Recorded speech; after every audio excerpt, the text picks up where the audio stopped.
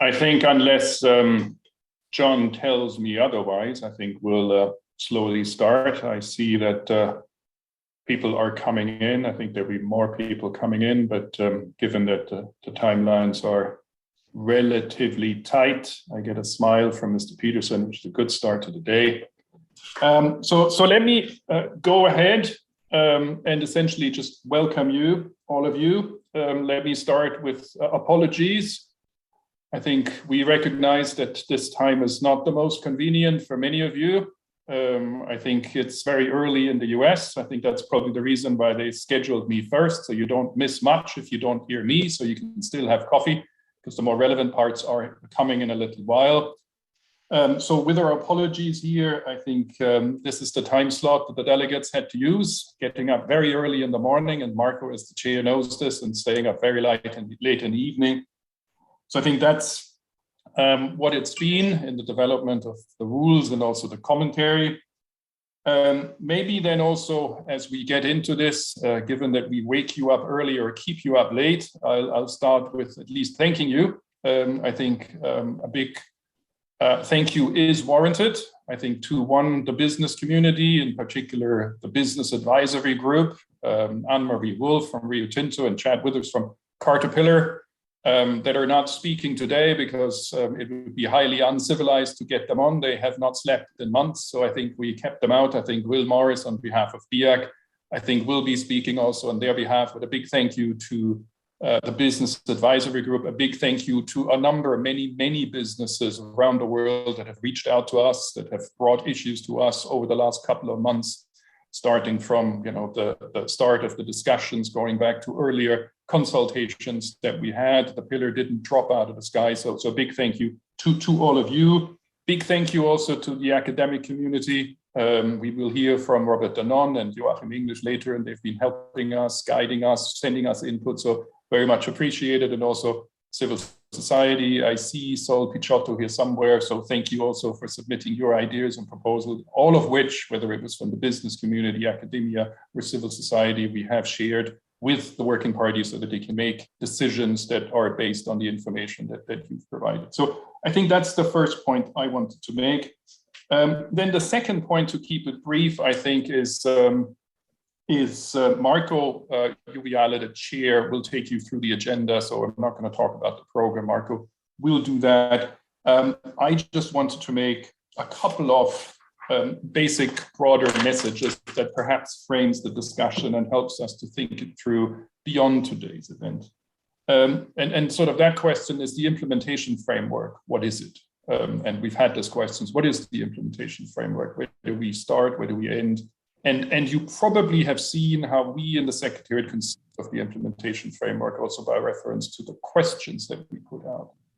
We see a couple of themes coming through in the implementation framework. We see one of guidance. Where there is a problem, we certainly in the Secretariat will try to fix it. If we need more guidance, if the rules aren't clear, we will try to do that. If guidance is missing on particular fact patterns that delegates were not aware, we will try to address it. And so the first point in the questions is, where do we need additional guidance? Where is it not clear? Where is there room to fix? What do we need to do? And I thank all of those that have come in with submissions, and we will take those submissions to the working party to go through what we can do with respect to all the ideas and suggestions we've made.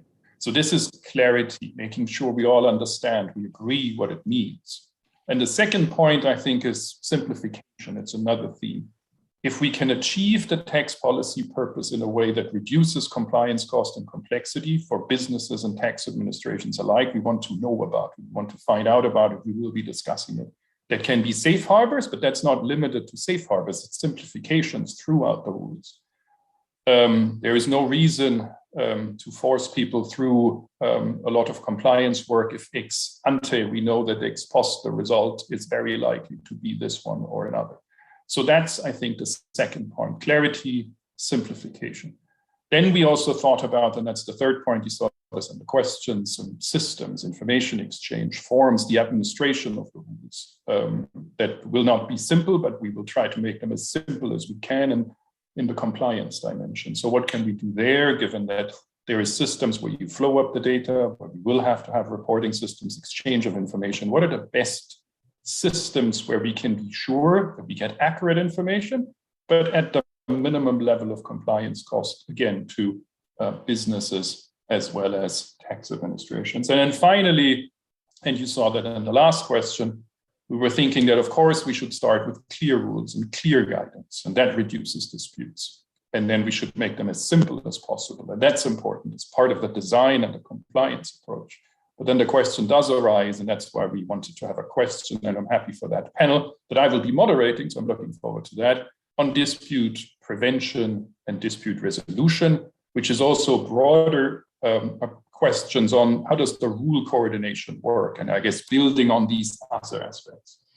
And then I guess we also said, is there anything else as we move ahead and think about how we can make this work together with the different stakeholders. So there are some of the reflections. We are certainly looking forward to continue to working with the business community, in particular businesses that will have to implement the pillar, but not just that. We want to continue the engagement also with civil society, with academia, so we move forward with a coherent system and we have all the input that is relevant. Those are some of the initial reflections I want to share. I think I'll hand it over to Marco. If you are doing pillars, I can't stop myself from saying that nobody does it better than the Italians, of course. So we have an Italian chair because we are doing pillars. They're very experienced in making beautiful pillars. And I also want to thank Marco because while all the delegates, of course, had to be up for all of these months, the person that was most important and critical to this whole effort was Marco because he had to chair day in, day out as we progress through the rules and the commentary. So a big thank you to Marco, and with this, I hand it over to you. Thank you very much, Achim, and also thank you for the kind words. And good morning, good afternoon, good evening, everyone also on my side, and thank you for attending this public consultation event. As Achim mentioned at the beginning, the inclusive framework turned its attention to the implementation of the model rules and commentary immediately after the release of both model rules and commentary, on which we have worked out very intensively over the last month.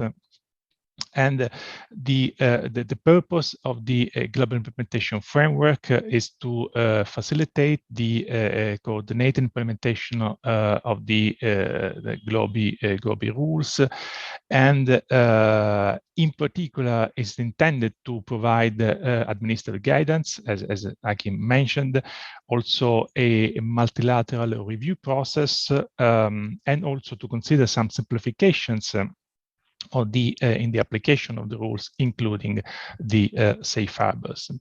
And that's the reason why for the development of the global implementation framework, the Secretariat has organized this public consultation and sought input from the business, academia, and civil societies. I think that the consultation did not solicit inputs on the policy choice made in the model rules and the commentary, but rather on the mechanism necessary to ensure a smooth administration of the rules, a consistent and coherent implementation without excessive compliance cost. And so the structure of the consultation was based on seeking inputs on administrative guidance, on filing, information collection, reporting and recording requirements, and also other simplification measures to reduce compliance costs, but also ideas on how to improve the coordination and the tax certainty in the application of the global rules. And certainly, the inputs from the stakeholder are critical in this process, and will certainly help the inclusive framework and inclusive framework body to continue the work. So, for this reason, we are extremely grateful for the comments received by the stakeholders. We received over 70 written submission with 500 pages of written comments, as Hakim said, from business advisors, academia, and civil societies. These comments has been published by the OECD, reviewed by the Secretariat, and today's discussion will help all to have an insight of these comments that has been made. In terms of organization of today's agenda, the discussion will be structured in 4 panels that will discuss different issues that Hakim and I mentioned in this introductory remarks. And the panel discussion will be also followed by a Q&A section, a brief Q&A section to address a number of technical issues that has been raised during the discussion on the and the release of the model rules and the commentaries. So finally, before starting, let me address a few logistics. So we have around 4 hours and a half for this public consultation. We will have also a coffee break in the middle of the event. Let me remind speakers to try to keep their intervention between 8 and 10 minutes at the maximum. We will also have a translation in simultaneous translation in French. So in order to help translator to do their work, would be useful to use the headset where possible. And then let me finally remind that also media are following the event today. So thanks again. Let me now leave the floor to John Peterson that will provide us an overview of the comment received. John. Thank you very much. Thank you very much, Marco. So yes, my role is to provide you with a very brief overview of the totality of the comments received. We have these 4 panels where we will dive into these questions in much greater detail. But if I can, here we are. I was at the wrong end of my slide presentation. If I can just start by providing you with an overview of the volume of the comments we received. We received, as you can see, over 70 sets of submissions covering over 500 pages, as was mentioned. Half of those have come from advisors or from business associations, with the balance coming from civil society, academia, and directly from business, with the biggest contributor from business being from the financial services sector. As was discussed, we sought input on a full range of issues in relation to the implementation framework, but we did identify 4 questions on which we were looking for specific input. The first one was on the need for those areas where further administrative guidance was required. The second related to the information collection and reporting mechanisms that we would propose to design as part of the implementation framework. There was a specific question on safe harbours and also some question soliciting comment on the need for rule coordination and tax certainty mechanisms. And that's the breakdown of the of the panels that we will be covering today. At a very high level, I'm just going to move through each of those points, but we will go into each of these points in more detail in these panels. In terms of administrative guidance, approximately half the submissions that we received touched on questions of administrative guidance. There was a call for a need for more clarity and more detail in relation to the operation of certain aspects of the rule. But also concerns around how a consistency would be achieved in relation to the implementation of that guidance as these rules are introduced. There was call for this guidance to be issued when it became available on a rolling basis, and an emphasis on the need to prioritise certain elements of the guidance which would be most important, particularly, I guess, for the information collection mechanisms that will be necessary to prepare the content for the globe return. And there were a number of requests for specific guidance on issues, and these are some of the things I think that we will touch on in the course of the discussions today. The second panel and the second set of questions, or for the first panel, the second set of questions relates to the information collection and reporting. The key themes emerging from here are very strong support for the need for a standardized return format, with concerns raised about the compliance complications that could arise from different filing requirements in different jurisdictions. So a very clear message there, together with a centralized filing obligation and exchange mechanism.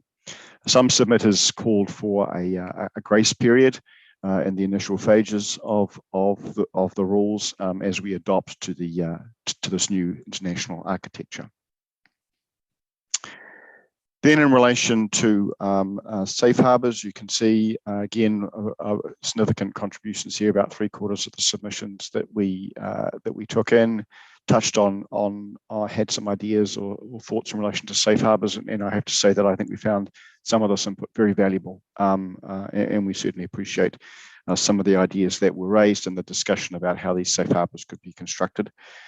A clear message, I think, in some of those submissions, that safe harbours are not effective unless they are simple. They need to be something which genuinely prevents a simplification and can be easily complied with and easily established to a level of certainty. So simplicity was a big emphasis there. We will cover this, I guess, in more detail. We have a panel that's focused on safe harbours, but there was strong support for a CBCR style safe harbour with lots of ideas. As I said, I thought were very useful in fleshing out how that could operate and be designed. And some observations around the impact of the qualified domestic minimum tax and how that should play into the design of the safe harbours. There was also comments on the need for also developing safe harbours that apply to jurisdictional approach, with submitters emphasising that a jurisdictional approach was generally going to be more stable and useful to MNEs than ones that were based on an ETR calculation. Finally, then, in relation to that last question around rule coordination and tax certainty, again, significant number of responders responded directly to this question. 75% of the comments that we received. It was noted the importance of having a framework for determining the qualified status of countries' rules. I think that's relatively clear. But beyond that, there was a need for mechanisms to prevent disputes in relation to the administration of these rules themselves, calls for a coordinated approach at the tax administration level, but to audit, to risk, and for the development of an early certainty process. And then finally, we'll talk about this, I think, again in the panels, but there was a large number of submissions that touched had raised concerns with and touched on potential solutions to address a dispute resolution or to identify a potential dispute resolution mechanism, either one that was new based on some kind of multilateral convention or utilizing the existing framework. So that's the overview of the general submissions. As I said, we'll now touch on each of those points in more detail in the panels. I'm very much looking forward to that discussion. And with that, I think I'm handing back to Achim to moderate our first panel. That's right. Thank you, John. And as you can see, we're slightly ahead of schedule. That's what we do in Pillar 2. Now, let me introduce the panel here, apart from myself here, who will just do the moderation, but otherwise remain silent. We have Alexandra McLean, who's the Director General, International Large Business Directorate from Canada Revenue Agency. We have Lee Corrick, who's a technical advisor, international taxation with the African Tax Administration Forum. And we have Will Morris, who is Chair Emeritus Business at the OECD Tax Committee and speaks in that role.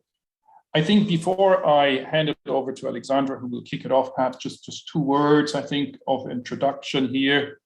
And both of them, in some sense, handily also relate to Alexandra. I think one of the things that is very important in the implementation framework is the role of tax administrations, and speaking about, the Forum on Tax Administration here in particular, that, as many of you know, is chaired by Bob Hamilton, the Commissioner of Canada Revenue Agency. And so we will be working, and we have been working very closely and continue to do that, starting also tomorrow, or about the internal cuisine of working closely with tax administrations, having the voice of tax administrations heard inside the design of the implementation framework. So what comes out can actually be administered and operated by businesses, but also by tax administration. And so in some sense, I'm very happy that Alexandra is our first speaker, because it's the voice of tax administrations here, but it's also a Canadian voice, which is important also in the wider context of the Forum on Tax Administration.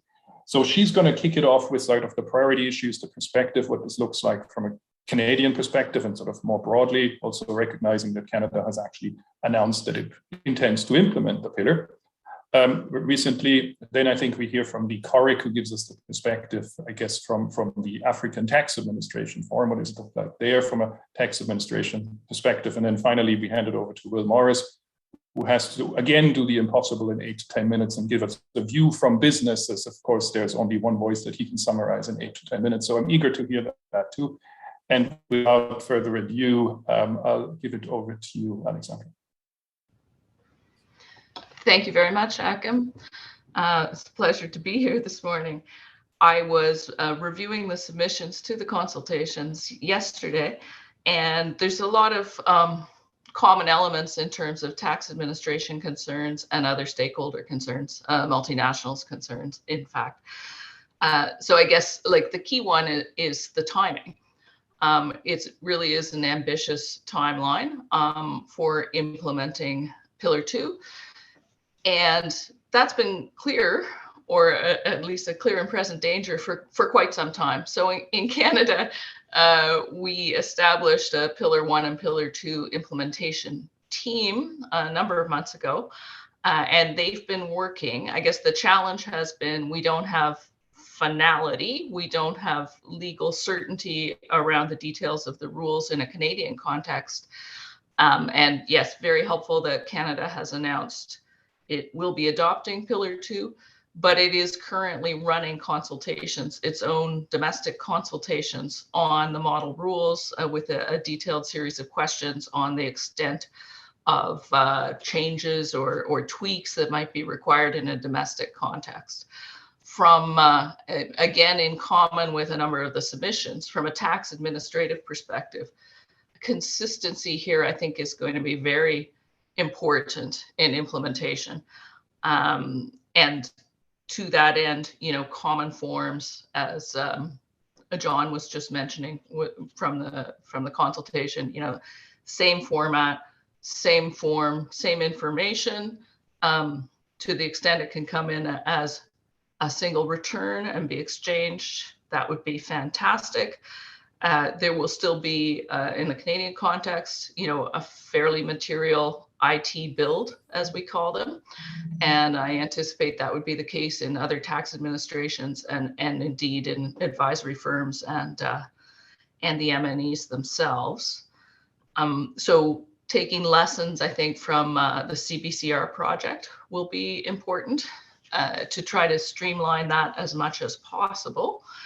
And it occurs to me on the current timelines, we may be looking at an interim solution of some sort, and then a permanent solution once there's a little more time to get. So information may come in one way initially that's maybe less sophisticated in anticipation of a more efficient permanent solution going forward.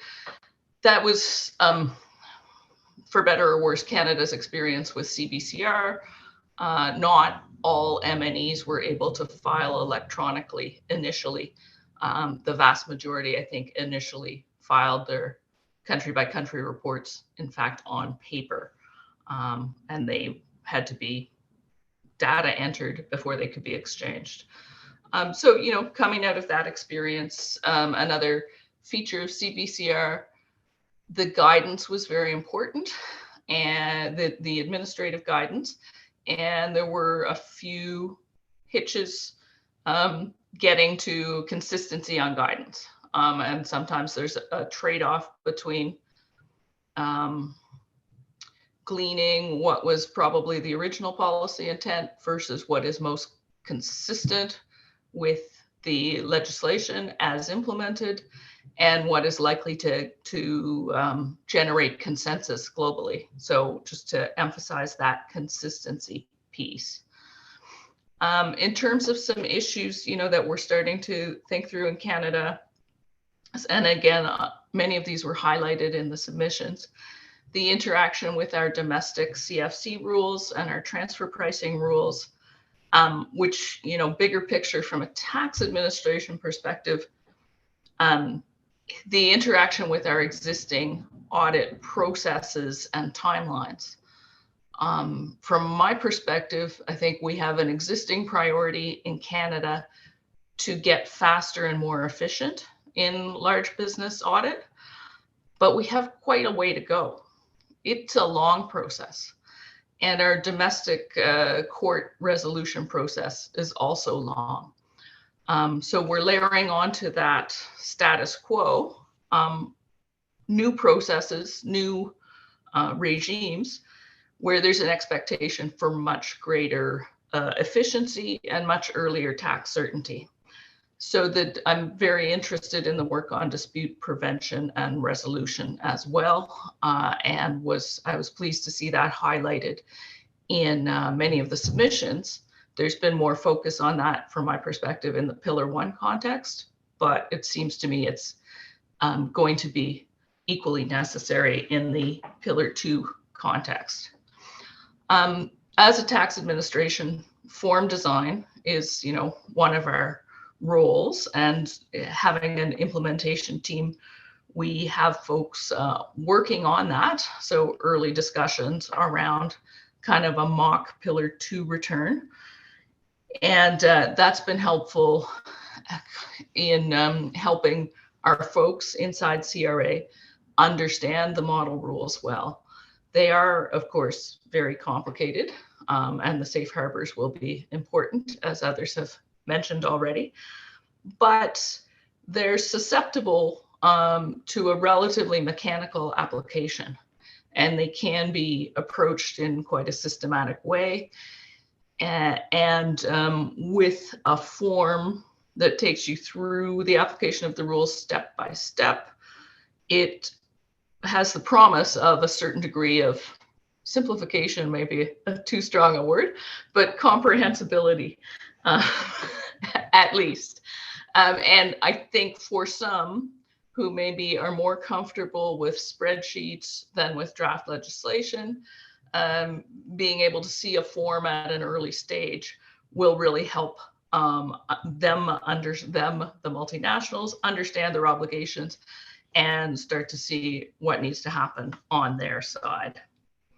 Back on the audit timelines, and I am sincere saying that I think in the Canadian context, these need to accelerate.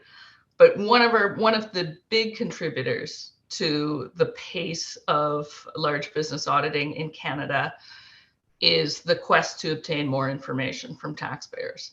So there's a bit of a tension there. I saw in many of the submissions, you know, please ask for the minimum possible. This is burdensome. But information that comes in upfront, we don't have to ask for later. So that there's an inherent trade-off there. It can speed up the process if we get more in early, particularly if it's readily available at the time. That has been Canada. CRA was the administrator, or was the administrator of Canada's wage subsidy program in the COVID context. And we've been doing the auditing and verification work around that program much more quickly than we historically would have done with other programs. And there are inherent benefits to taking that on quickly when you're dealing with the same people who prepared the documentation, who understand the position that they took in creating their filing position, and they have the documentation ready to hand typically. Let me see, I'm conscious of time. Resource requirements. The rules are complicated. You need real tax people with real accounting knowledge to properly apply these rules. The job market is very hot in North America and around the world, so we anticipate that will be a challenge for ourselves as well as for others. You know, more positively, and again, a bit on the theme of consistency, platforms like this one allow training to occur at scale for large numbers of employees all at once. And it strikes me that consistent training could be a huge benefit for the implementation of these rules. So there is the possibility of having multilateral training opportunities for tax administrators, examiners around the world, I would think, because there's model legislation, there's commentary, there's administrative guidance, and beyond that, further down the spectrum, there are always many very detailed application issues that arise. And to the extent that people have been brought into the rules and the regime and its intent in the same way, you're likely to have more consistency going forward. So I guess to conclude, that's the challenge, is kind of to stay coordinated and consistent, but also to go quickly. Because one way to go quickly is just to work in small groups unilaterally and get things done, but that would be kind of at cross purposes with the overall direction of the project. So, you know, much more to come, but we do not have our heads in the sand in Canada. We're very engaged in the project and optimistic that we can help taxpayers comply with these rules. Thank you, Alexandra. Thank you for the optimism and also the insights. I think it's very helpful to sort of see where tax administrations are as you have approached it, that their project team, that people are thinking through this, what sort of forms they might be, and sometimes the form of the spreadsheet is an easier way to some of the, of course, exquisite drafting that the team has put together in creating the rules. I think also one thing that we can certainly echo, people ask the question, you know, the implementation framework, is this going to be a one-off and then we will be silent forever in it? As much as we would like to be able to answer every single question immediately, we may not be able, and if circumstances arise, then this will have to be and will need to be sort of an ongoing engagement, much along the lines of what Alexandra has already said. So with this, I think our next speaker, and I can see him here, is Lee, who's going to give his perspective on a tax administration dimension from where he sits. So over to you, Lee. Thanks very much, Akin, and I'll say good day to everyone, because I'm not sure where you all are. So just to explain the African Tax Administration Forum, for maybe some of you who aren't aware, is based in South Africa. We have 40 African countries that are members of ATAF, and quite a number of those are members of the Inclusive Framework. So much of what I'm going to say to you today is based on feedback that we've had from African countries. And we're aware that for Pillar 2, this is not necessarily just an issue for Inclusive Framework members. So, for example, an income inclusion rule might affect the tax incentives in a non-inclusive framework, African country as well as those that are members of the framework. And I was very interested to hear some of what Alexandra said. I think I would find myself probably saying we share many of the same concerns in African tax administrations, but many of those administrations are much smaller, with much more limited capacity. So perhaps the challenges are even greater for those countries.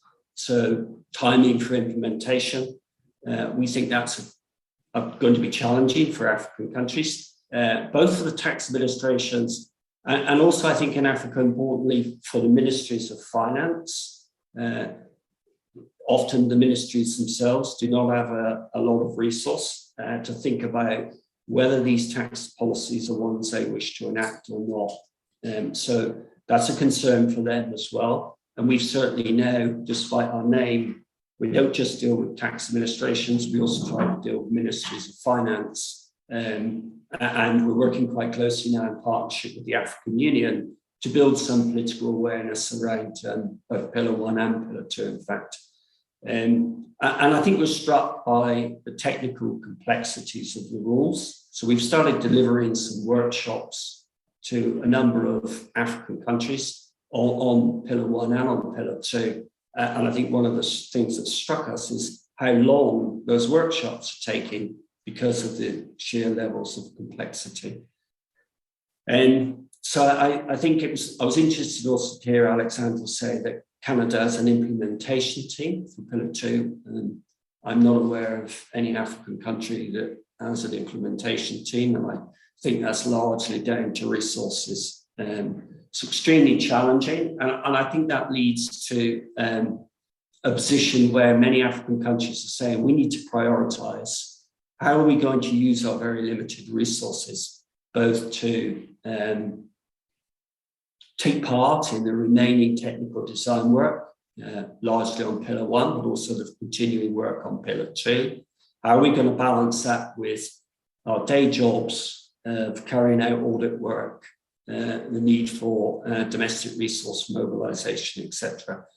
And I think when we look at the issue of priority on Pillar 2, most African countries' views is they're unlikely to enact an income inclusion rule.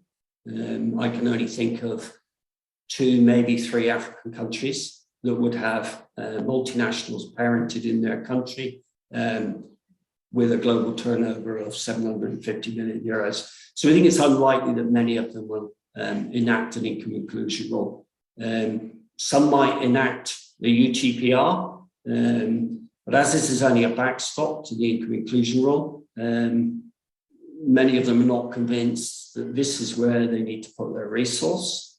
So they may do it. Some of them may not consider it to be that important for them, particularly in views of some of the complexities around the rules and the likely cost of administration.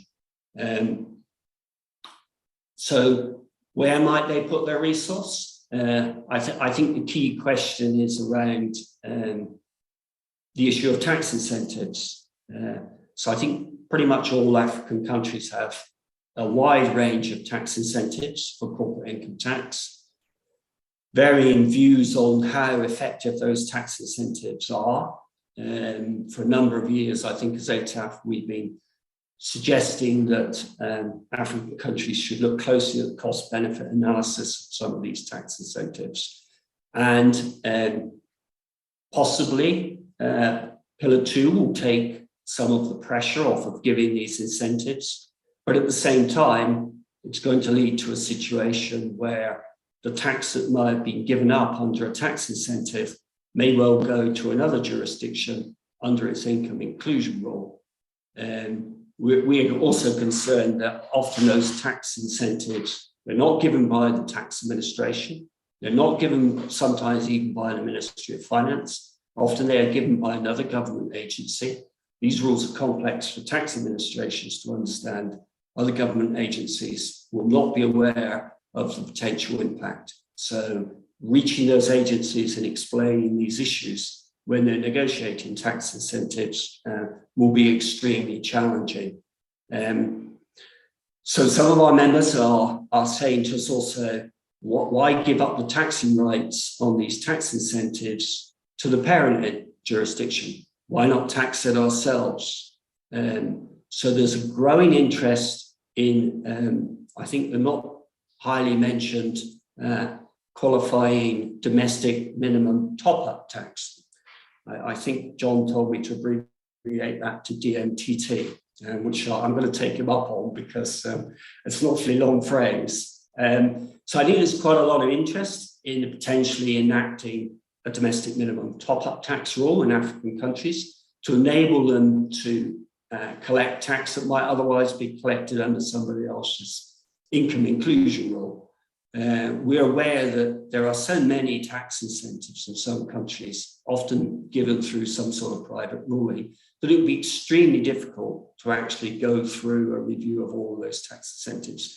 And therefore, a DMTT might be a good way of countries picking up that taxing right, which will otherwise go to another jurisdiction. So as ATAF, we've been asked by our members to try to develop what we call a suggested approach to drafting such a DMTT. We think that's quite technically complicated to do. And I think we've already done suggested approaches in other areas such as transfer pricing, permanent establishment legislation, interest limitation rules. And generally, these approaches are based on international best practice and international standards, but customized to meet the specific challenges of African countries.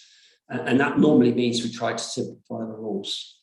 So that's what we would like to do in developing this suggested approach. And one area we will be grateful for further guidance on is around how you draft such a DMTT. How closely does it need to be aligned to an income inclusion rule? We want to make sure that we don't, if you like, pick up more tax than will be picked up under an income inclusion rule, but we also don't want to pick up less tax than you would pick up under it and give up those taxing rights to the parent jurisdiction.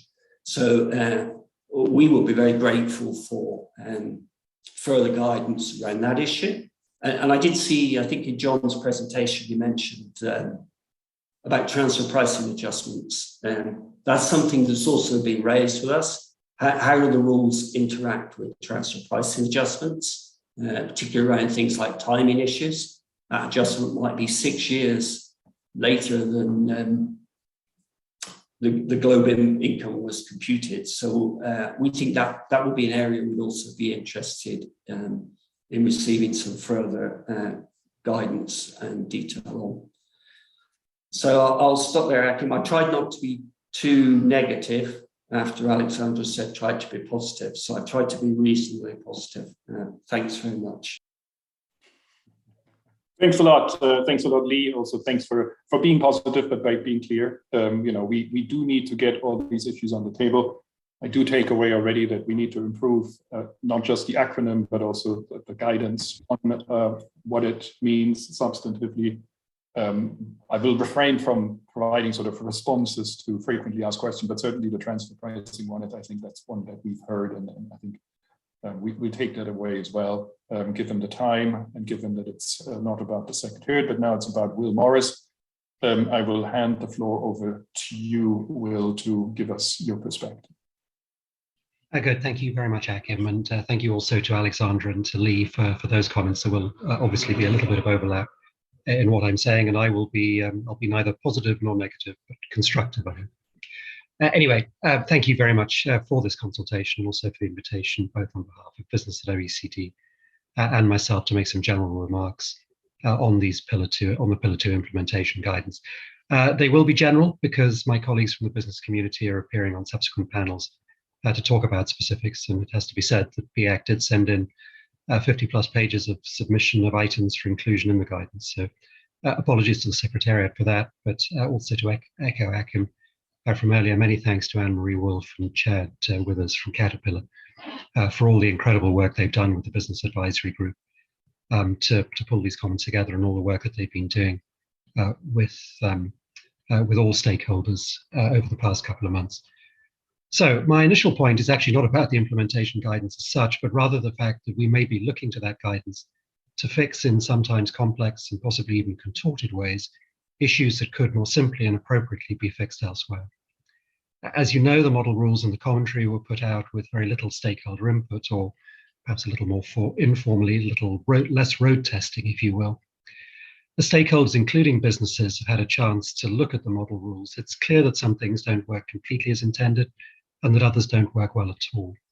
Now, it is possible that workarounds can be devised in the implementation guidance to correct some of these issues, but were the opportunity to present itself, it would be easier and technically more satisfactory to amend a small, and I do emphasize small, to amend a small number of the model rules themselves to resolve those issues cleanly and simply. I'll leave it at that. But it's possible that technical workarounds and some significant clarifications will put burdens on the implementation guidance that they may actually not always be able to bear. On the implementation guidance itself, the first thing I'll mention is safe harbours. There's a separate panel on this, so I'll go into no detail.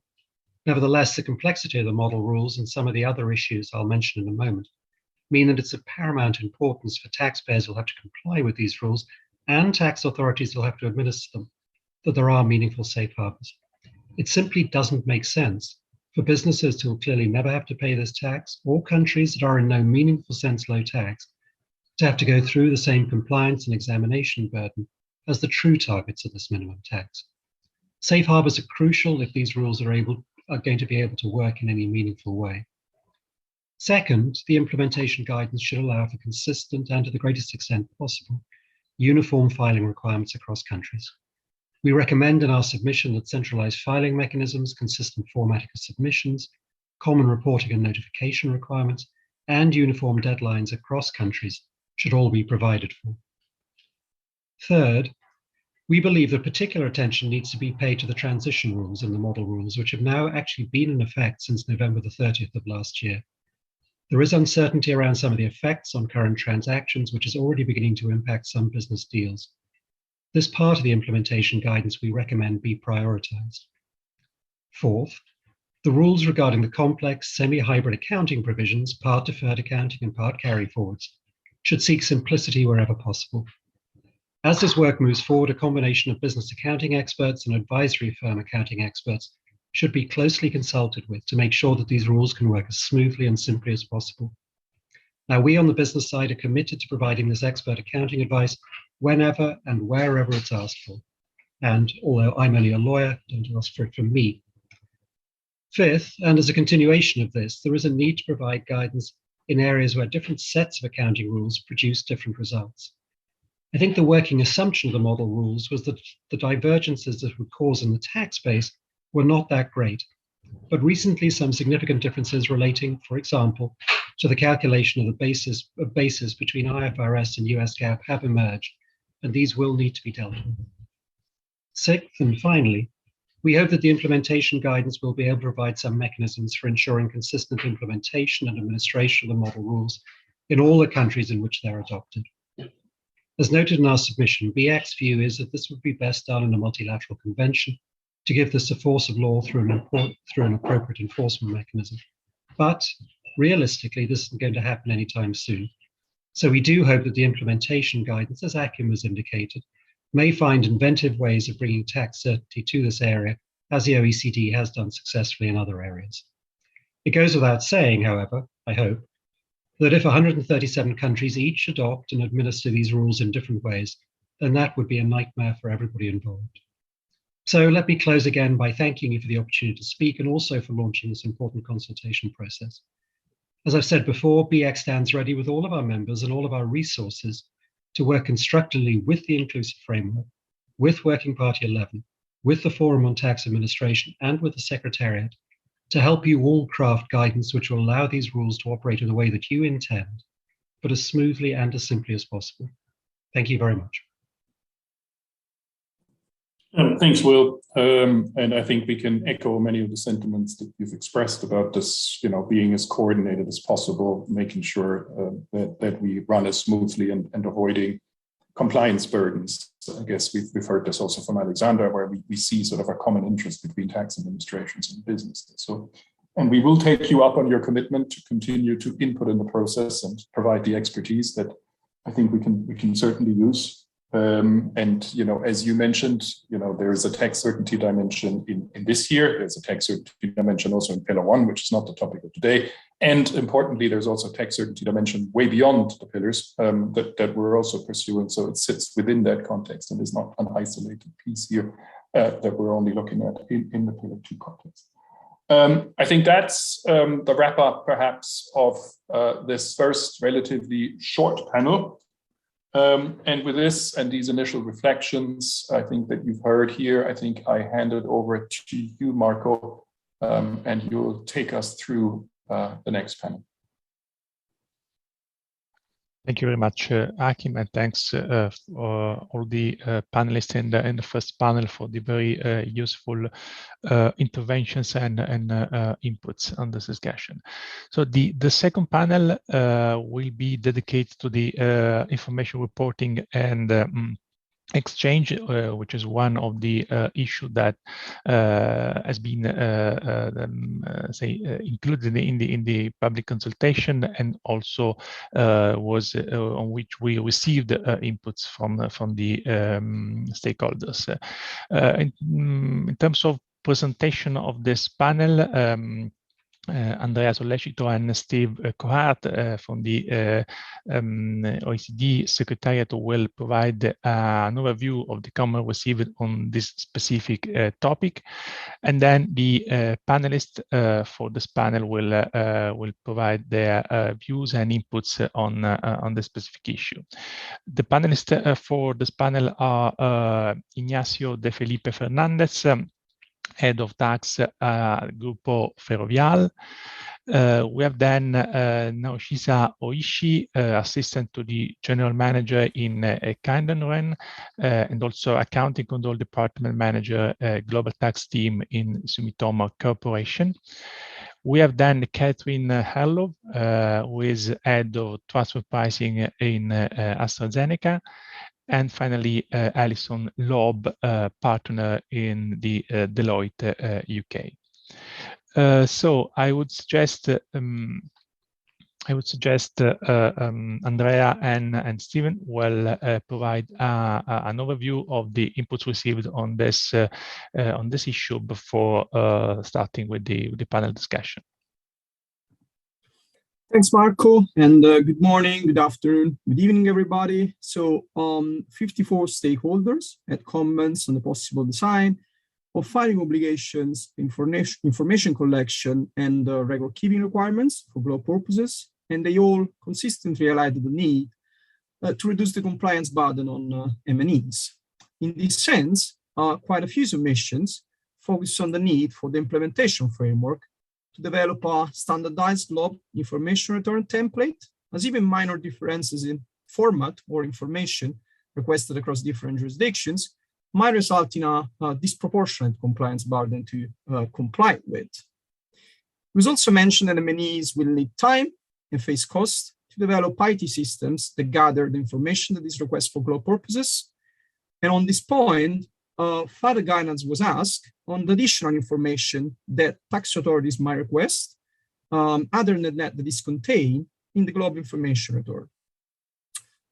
As the GLOB rules introduce new and complex reporting requirements, quite a few senders also noted and asked for they also noted that MNEs may actually make mistakes, and therefore they ask for a grace period on interest and penalties for good faith mistakes that might be made over the first years of application of the rules.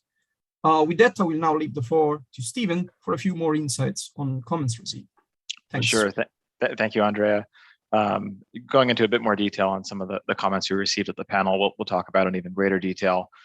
We received a significant number of comments regarding the need for a centralized filing and effective exchange of information mechanism to avoid redundant and multiple local filing obligations.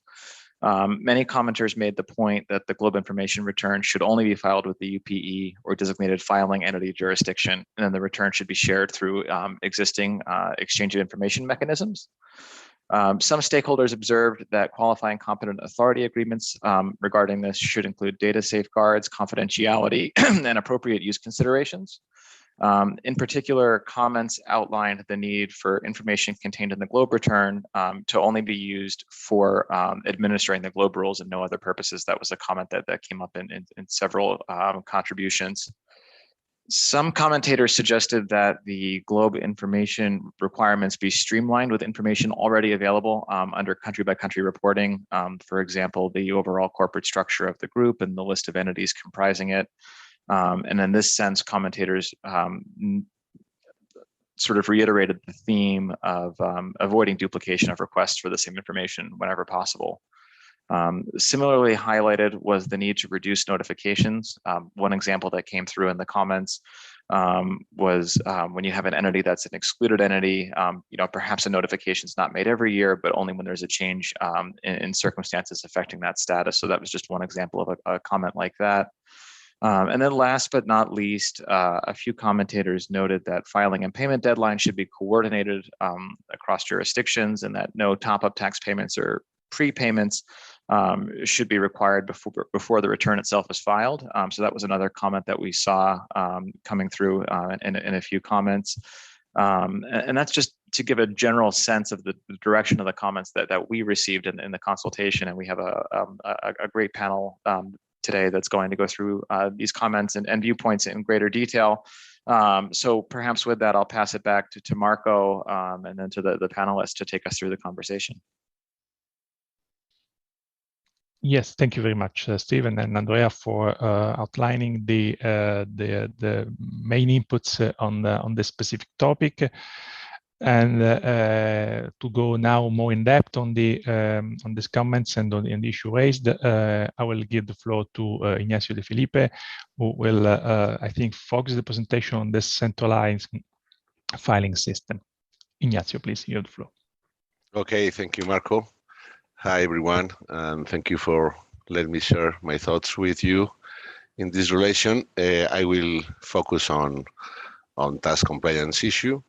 And in particular, as you can, let me begin saying that probably the tax compliance issue is the main worry of most MNEs, even more than the extra cash out that this initiative will imply. As you are aware, GLOBE filing will imply a burdensome obligation in terms of data collection, information standardization, consolidation adjustments sometimes, and the subsequent calculation of the effective tax rate and the potential top-up tax by jurisdiction. This information is usually only available at the level of the ultimate parent entity.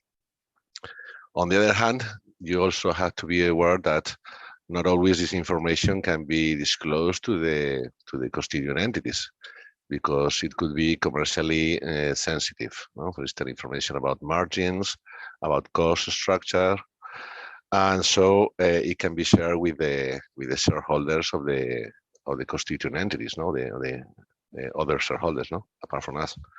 Or even it could imply sharing intra-group confidential information among divisions, because we sometimes inside the groups we keep a competitive relationship between divisions, and this information is quite sensitive, or could be. So in conclusion, we can say that in most cases, GLOBE tax compliance will be assumed directly by the ultimate parent entity, with the only exception of when the obligation remains at the level of the POPI. And for us, spreading this filing obligation of the ultimate parent entities across the different jurisdictions where the MNE develops its activity would imply, first, to deal with tax authorities or jurisdictions the UP has not related before. Usually, the relationship with the local tax authorities is held by the constituent entities, not always the UP. Second, to adapt filing obligation to the local tax return format approved in every jurisdiction, something that has been mentioned before, the need to have a common format. Third, to interpret filing obligation framework according to local rules. And for that, to incur in external advisors cost in every jurisdiction. It will imply a good business for local advisors, but not for MNEs. At the end, we have to defend what we have complied with tax filing obligation before the tax authorities of every jurisdiction, and in last term, potentially to claim against any challenge issued by every jurisdiction before local courts. And all in all, with a potential outcome of double taxation. No? For instance, if we have disputes about allocation of low income or allocation of covered taxes. So in conclusion, an unbearable tax compliance burden to MNEs. Our proposal in this sense to solve all those problems is based, we consider that the best option for MNEs is to comply with this tax compliance obligation and tax payment obligation exclusively at the level of the tax administration of the UP jurisdiction, implementing something similar to the one-stop shop we have at the level of the European Union for VAT tax compliance. This alternative will reduce UP tax compliance burden because it will restrict interaction with just one administration, the UP1. It will reduce external advisory costs because MNEs usually has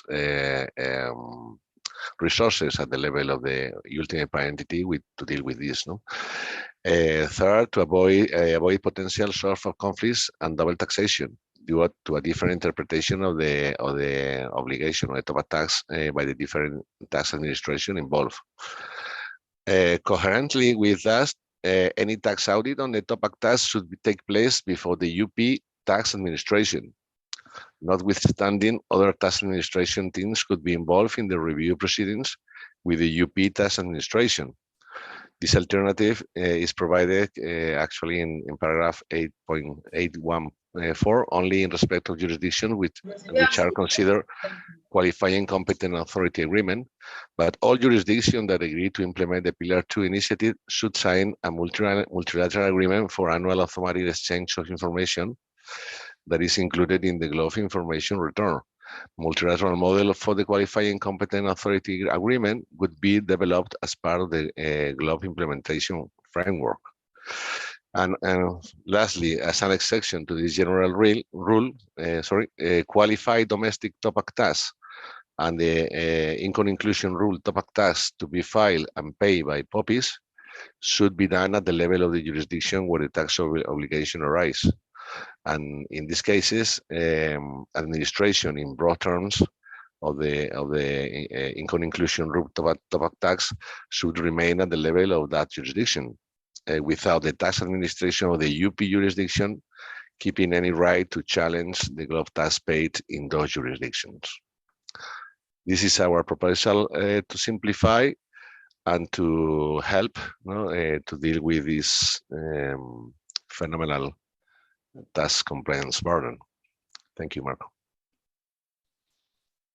Thank you very much, Ignacio, for your inputs. Certainly useful and interesting in this context, and also mentioning the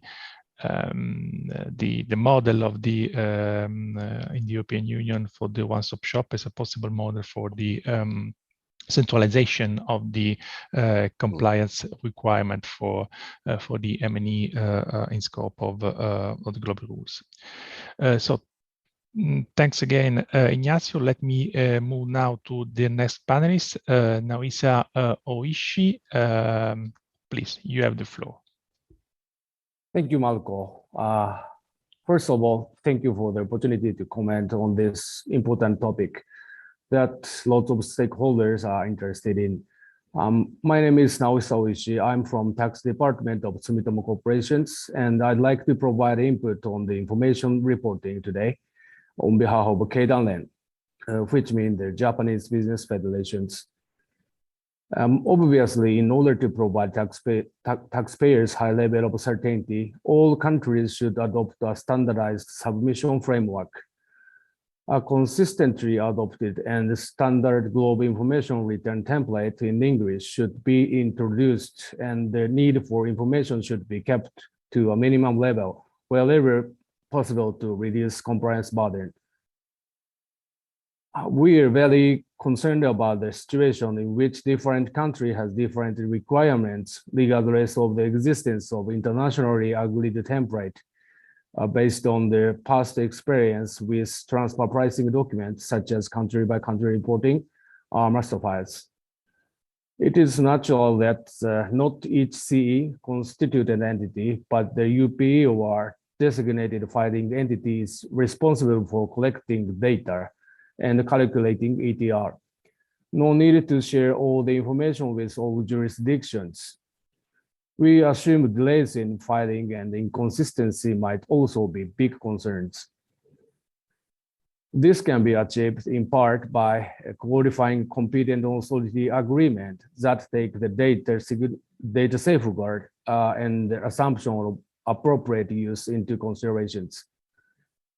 In the meantime, requesting supplementary information unilaterally should be disallowed and monitored by OECD.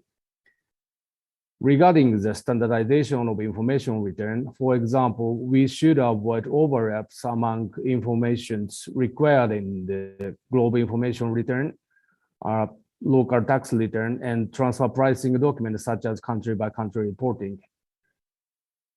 And also diagram or list what kind of corporate structure of MNE group is required is yet to be decided. Some MNE groups have a huge number of CE all over the world. Showing all capital relation in one diagram is near impossible under such timeline. If a list is allowed, it is already available in the appendix of CBC. As another example, tax identification numbers are already required to be disclosed in CBC.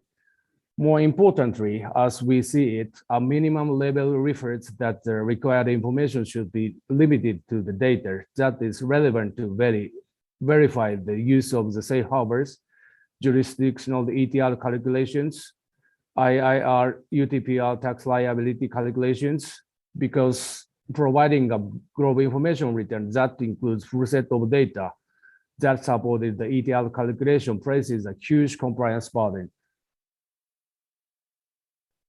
For example, the various consolidated adjustment might take into account in computing of global income or loss, current tax expense, and deferred tax expense item of the CE, if they could be traced to the relevant CE. If details of all the consolidated adjustments should be provided, additional compliance burden will be extremely high. The MNE group would, of course, provide details data upon reasonable request, for example, for tax audit. Further, data necessary to verify the jurisdictional ETR should be limited to the financial accounting net income or losses and the amount of covered taxes. Since the schedule of audit procedures and the tax filing may vary by regulations in country of each CE, there is a need to clarify the cutoff date for the purpose of the information return to reduce compliance costs in the context of amendments. Here I have to mention safe harbor, although it would be discussed later. In our opinion, safe harbor is also crucial in this panel due to its interaction with information reporting and exchange. Due to their ambitious timeline for implementation, Japanese companies strongly believe that the introduction of practical safe harbors that makes meaningful difference should be their first priority. The most constructive simplification option is to provide administrative guidance, in particular whitelist.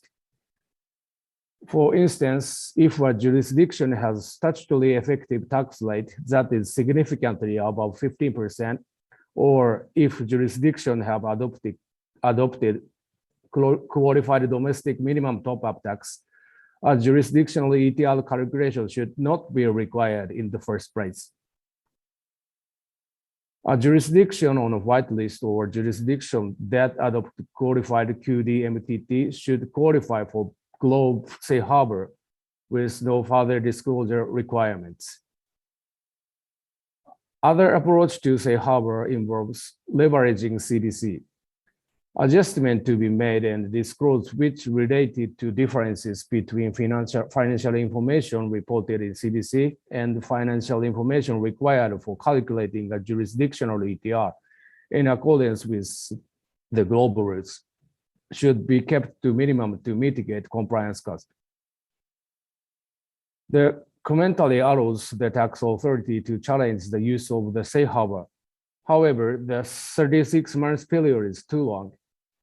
The tax authorities should have a limited time frame to challenge. Further, there is a need to clarity event that materially affect the eligibility for the relevant global safe harbor under 8.2.2b to increase tax certainty because it might be related to additional disclosure requirement of global information return. Who makes the final determination? A robust dispute resolution framework is also required in this case. Last but not least, as you may know, Japanese CFC regime is one of the most complicated CFC regimes in the world. Although we mentioned that consistent format of submission is a must, but it will be highly appreciated if the design of information return could take significant country issues, such as CFC pushdown into consideration as well. CFC incomes can offset with domestic losses in Japanese CFC regime if UPE's total taxable income is less than the CFC income inclusion. Gross profit paid in respect of CFC's incomes based on UPE's tax return on working papers is then allocated from UPE to the CE. To what extent should UPE provide supporting evidence on this complicated allocation is a big question. Further, in some cases, low taxed income incurred by CFC might be taxed during the same fiscal year Japan. There might be a one-year time lag. Due to the time limits, we are very happy to provide detailed example later another day to support your development of standard global information return in relation to this aspect. That's all from me. Thank you so much for listening. Thank you very much, Narisa, for indicating the major challenge you see in this implementation framework for the set of information first, and also some suggestion on how to better manage the need for standardized information with all the relevant elements that could help not only tax administration receiving the information, but also the others to manage in a proper way and a straightforward way the information. You touch also the issue of safe harbors and joint audits or dispute resolution mechanism, which we will come back in the next panels. So thanks for your input, and let me move now to the next panelist with Catherine Herlov. Catherine, please, the floor is yours. Thank you. I'd like to thank the OECD for providing the opportunity to be part of this public consultation on the Global Implementation Framework. We welcomed the release of the commentary to the Globe Model Rules in March, and the commentary usefully provides technical guidance on the operation and intended outcomes under the rules. The Globe Rules are complex and contain new requirements such as the Income Inclusion Rule and Under-Tax Payment Rules, which are not currently within the International Tax Framework. It's important that the Globe Rules can be consistently implemented and administered by multinational groups in a way that's accepted by tax authorities in order to minimise the compliance cost and reduce the risk of double taxation. The data required for Globe purposes means that there is a need for multinationals to develop systems to identify and analyse the data, but this also presents significant challenges. It's important that there are mechanisms in place to manage the increasing compliance burden on reporting systems and processes that Globe brings multinationals. Multinationals typically already prepare accounts using two sets of books and records, For example, the group accounts may be prepared on an IFRS basis with subsidiaries accounts prepared using local GAAP. These are audited on an annual basis. A third set of books and records will be required to implement the GLOBE rules, as additional data points will be required for data not currently captured in existing books and records. It will be a substantial investment for a multinational to develop additional reporting systems and processes to be able to identify and analyse the additional data points required. This will be a significant additional compliance burden for the multinational, as many data points will need to be captured. Multinationals typically have a large number of constituent entities, and the multinationals to which the GLOBE rules will apply could typically operate in over 100 territories, and often with that many legal entities which would be required to track data. Additionally, as the tax base for a constituent entity will be based on local GAAP and not the accounting standards necessarily used in the group accounts, such as IFRS, the data for each constituent entity will have to be captured on an annual basis. This is despite the fact that the majority of jurisdictions do not have a tax regime with a corporate income tax rate below the 15% minimum GLOBE rate. There will also be the need to design systems and processes capable of calculating the GLOBE profits and tax in line with the relevant currency. Reporting systems will have to be designed to identify and track items at a much more granular level than currently, for example, for deferred tax balances. This will ensure that the GLOBE rules in relation to the recalculation of deferred tax at the minimum rate and the recapture of certain amounts claimed as deferred tax are applied correctly. As the GLOBE rules are applied on a country basis, there's likely to be a need for a consolidation of country subgrouping of entities, which is not currently undertaken by a multinational. There could be an election made to eliminate intra-country transactions, which would obviate this need.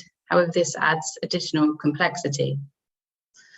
As the additional books, records, and processes required to undertake the GLOBE calculations are not subject to the annual audit process, there will need to be additional controls and processes to validate the accuracy of the data for the GLOBE information return.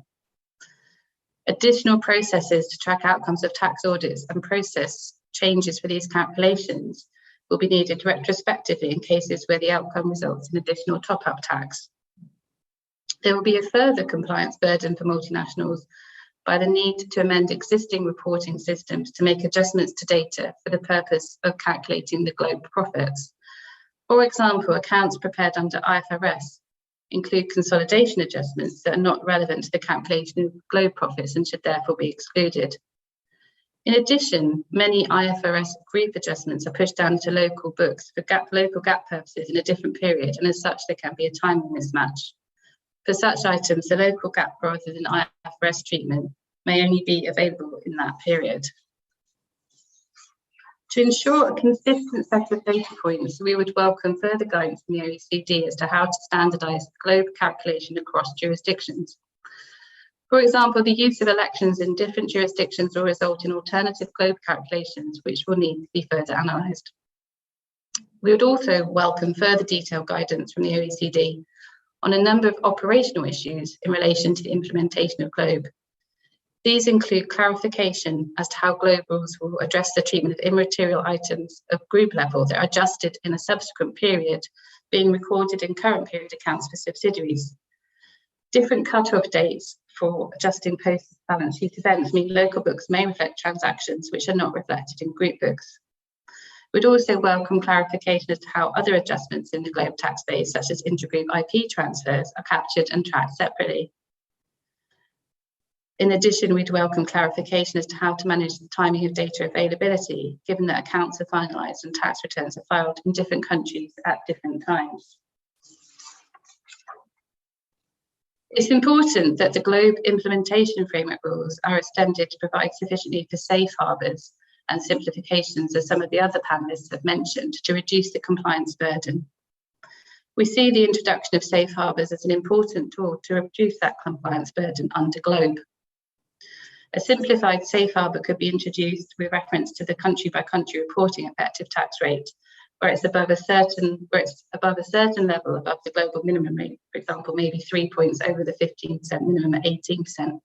And this could be reviewed on a 3 to 5 year average basis. Where the CBCR effective tax rate is at least equal to safe harbour effective tax rate, no further analysis should be required, as it's unlikely the globe adjustments would change the outcome. This approach would reduce the compliance burden both for multinational groups and tax administrations, as it would limit the analysis required to only those jurisdictions where the effective tax rate is expected to be less than the minimum rate, rather than multinationals being required to gather and analyse data for all constituent entities within the group. We would further welcome the following: a white list of jurisdictions, as mentioned by previous panelists, of countries which are not considered to be low tax rate territories for the purpose of the globe rules, as jurisdictions' tax regime will already have an appropriate level of corporate income tax or minimum tax. Further use of the country-by-country report. The reporting requirements within the Globe Information Return should be simplified as much as is practically possible. This includes alignment with information already prepared by groups in the format required country-by-country filings, as a starting point to determine the level of analysis required for the Globe Information Return. This would also apply to the notification requirements outside the parent jurisdiction, which appear to be very similar to the existing CBCR notification requirements. And we feel that the compliance burden could be reduced by having a single notification covering both requirements. We would also welcome one clear process coordinated by the tax administration of the parent company to, in the event of an audit, to involve multilateral discussions between the relevant competent authorities. To the extent that position cannot be resolved, then an effective dispute prevention resolution mechanism is needed to avoid taxation. We look forward to continuing to being engaged with the OECD and contributing to the ongoing debate. Thank you very much. And thank you to you, Catherine, for this inputs on the different issue that you mentioned, again on the information requirement, and also reminding the importance and the challenging issue of having the account information and as a basis for the information in the globe for the global purposes, and also the need to keep consistency, although the different accounting standards are eligible for global purposes. And also you mentioned the simplifications in terms of safe harbor, and again we will come back on this in the next panel. Thank you, Catherine, for your inputs. Let me go now to Alison. Alison, you have the floor. Thank you very much, Marco, and thank you to the OECD Inclusive Framework for giving us the opportunity to comment. So I would like to talk about payments of top-up tax, particularly under the income inclusion rule and the undertaxed payments rule. So the first point to make is that we think it would be important that there is coordination amongst countries as to the timings of the payments under the IIR and the UTPR. You can see situations where top-up tax in relation to an individual jurisdiction could be payable in several countries, perhaps under the IIR at the ultimate parent level, and also where there's a partially owned parent in the ownership structure. And for the UTPR, you can clearly see that there are many countries that will be the ones that will be collecting the tax. As Catherine and others have mentioned, having one process for businesses is really important, and having a process that suggests that this is the single date of payment of the tax to whichever tax authority should collect it will be extremely helpful in making sure that the administration burden is reasonable. The second point to make is around the timing of payments. It will be particularly difficult for multinationals to estimate their top-up tax in advance of performing the full calculations, which will essentially be done at the time or by the time of the filing of the returns. So the suggestion is that payment of tax should not be required before the filing of the returns, either at the 15-month date after the accounting period, or for the transition year, 18 months after the accounting period. And there are a number of reasons why it's particularly difficult to estimate top-up tax under the GLOBE rules. Firstly, to state the obvious, this is a global calculation, and it requires information in respect of all countries where the multinational operates. And that information needs to be at a level of detail to satisfy the tax authorities and tax payments, not necessarily at the level of detail that is required for consolidated financial statements where there is an allowance for materiality.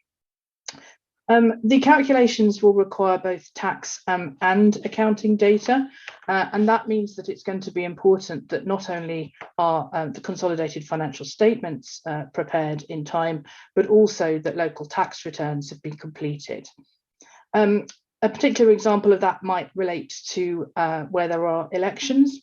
So, for example, there is an election that companies can make to substitute the amount of the tax deduction for stock-based compensation as opposed to the amount of the accrual for any stock-based compensation.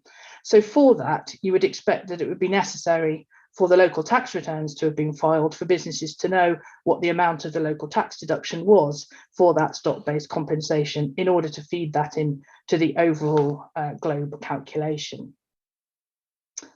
There's also an important interaction between any local qualifying domestic minimum top-up taxes. In particular, I think this will be important in early years. It's not clear yet which countries will introduce a qualifying domestic minimum top-up tax or what the timetable is for such qualifying domestic minimums regimes to be introduced. And as a result, it may be that those will take some time to bed down, but could still apply to years where multinationals are looking to calculate income inclusion rule and undertaxed payments rule taxes as well. The other point to make here is that it will be particularly, I think, complicated for businesses that have either minority interests that come in below the parent level or joint ventures within the scope of the GLOBE rules, because they will need to be able to get the data from essentially third parties or from entities within the group which might operate on a largely autonomous basis because of the minority shareholdings. And that, is something that businesses will need to set up a process for, but also will need time to be able to gather because they may not have it to hand at the moment. And finally, just possibly a smaller number of businesses in this group, but it will be necessary to give time to perform the calculations for those businesses that have to hypothesize some consolidated financial statements where they don't have them prepared already for other purposes. The other point to make about estimating tax in advance of doing the full calculations and perhaps paying that tax early is that it will, as with all estimates, inevitably be inaccurate to some degree. And then the next question that follows is, what does that mean in terms of underpayments and overpayments? If there's an underpayment, perhaps it's relatively straightforward that there'll be a separate time period by which the business needs to add in any additional tax or pay any additional tax, and maybe there will be late paid interest on that amount. But equally, if the tax has been overpaid, it would be reasonable for there to be a repayment of that tax, perhaps with repayment interest to compensate. Now, that might work well at the individual country level, but I think in most cases the design of the overall GLOBE rules has been done in a way to ensure that countries don't have to give repayments of tax in most situations, and therefore having an estimated payment regime might add not only to the complexity but also go against that concept. The other question that maybe is worth mentioning is it's too early to say yet how much tax will be paid under the income inclusion rule and undertaxed payment rule regimes. The qualifying domestic minimum tax regimes are going to be attractive to many countries that are going to want to collect their own, as they see it, top-up tax in relation to their own economic profits.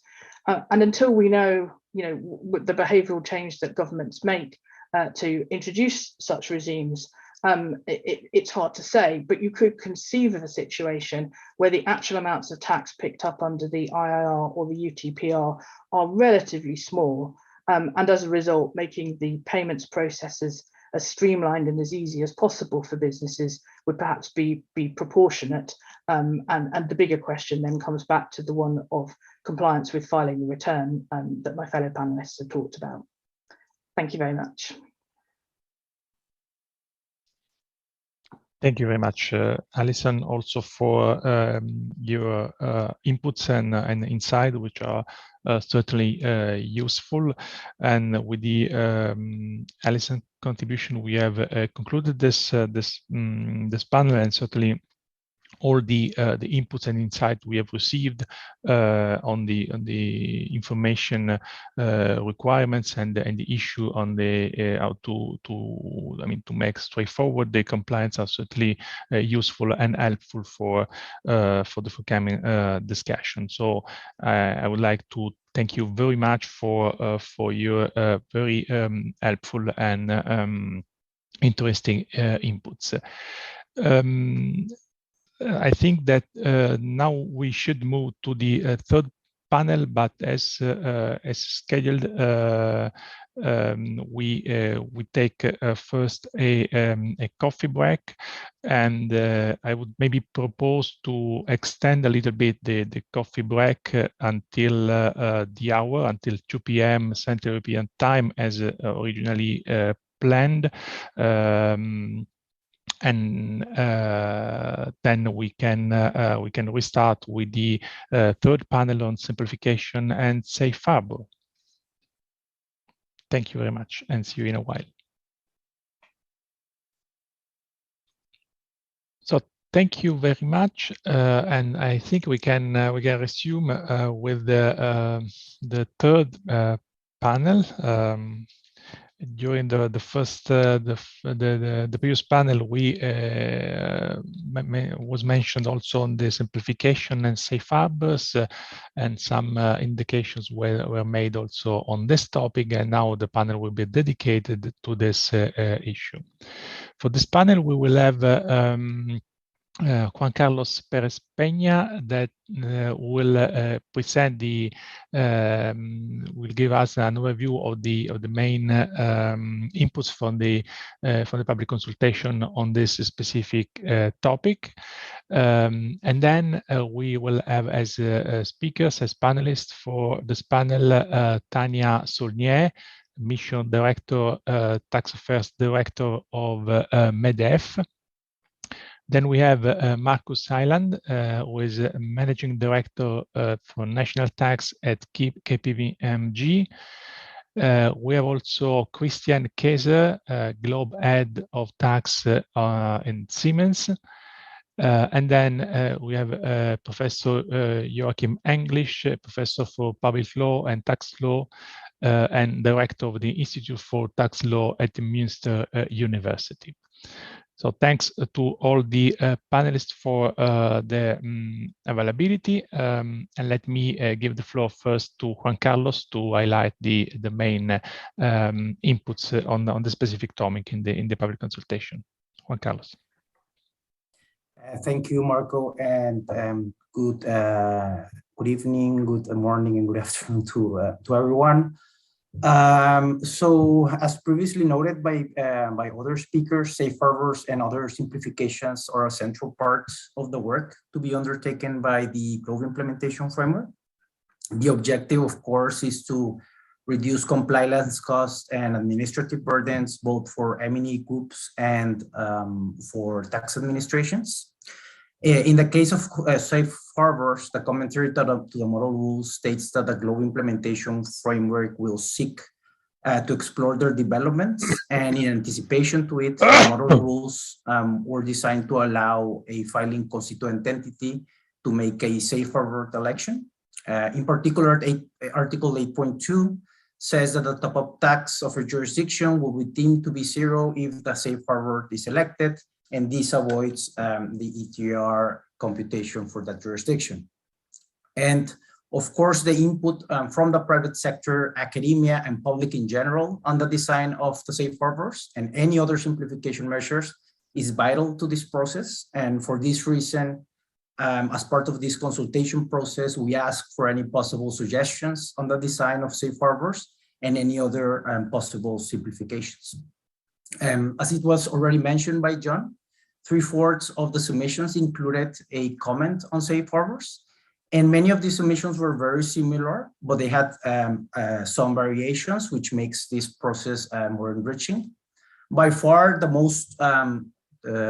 most popular suggestions were the design of a safe harbor based on a simplified ETR computation using CBCR data, and a safe harbor based on the identification of high tax jurisdictions using a list or administrative guidance. The next most popular suggestion was a safe harbor based on jurisdictions that have implemented a qualified domestic minimum top-up tax. And other suggestions included a safe harbor based on a substance-based carve-out, a safe harbor that relies on statutory rates provided that some conditions are met or some combined tests are passed, a safe harbor based on the de minimis exclusion, and one that is based on a simplified ETR computation based on financial statements. In the case of proposals with simplified ETRs computations or any other reference to rates, some comments suggested that a rate could be higher than 50% for this process, or that an average rate from prior years could be used. There were also some comments on specific simplification measures. The most mentioned was related to the use to defer tax accounting to address temporary differences. But there were also other simplification measures that include, for example, excluding a constituent entity from the scope of the rules if they are not consolidated because of their size, materiality, or because they're held for sale. Extending the default rule of post-filing adjustments, so they are always taken into account in the current year instead of recomputing the ETR and top-up tax of prior years. No UTPR filing if a tax entity does not need to apply the UTPR, and a de minimis for the POP rules. So those were other kinds of simplification proposals. So without any further ado, I'll give the floor back to Marco so we can start with our panel. Thank you.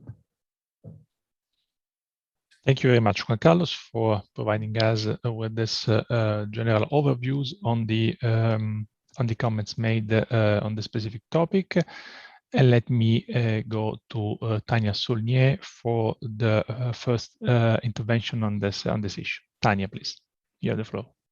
Very much, Marco. Good morning, good afternoon, good evening. My name is Tanya Saulnier from MEDEF, the largest business organization in France. Thank you to the OECD for this consultation meeting and for the opportunity to share our views. I would like to present two proposals that we are making in terms of safe harbors. But first, a few general observations. In our view, there is really a common interest for businesses and tax administrations to have broad, simple, and workable safe harbors, because this will keep the overall system administrable. It will help to manage the rules which are very complex. The key driver of our proposals at MEDEF is really to focus efforts and resources where there is a top-up tax liability, and to avoid the complex calculations where there is no top-up tax at stake. What we see in a number of groups is that it is likely that a top-up tax will arise only in a few jurisdictions. So in our view, safe harbors should allow tax administrations and taxpayers to focus their efforts on high-risk areas and not waste resources on non-risky areas. This being said, we of course understand the need for tax administration to get sufficient assurance that safe harbors will not weaken the GLOBE rules, and we propose some design features to provide such assurance.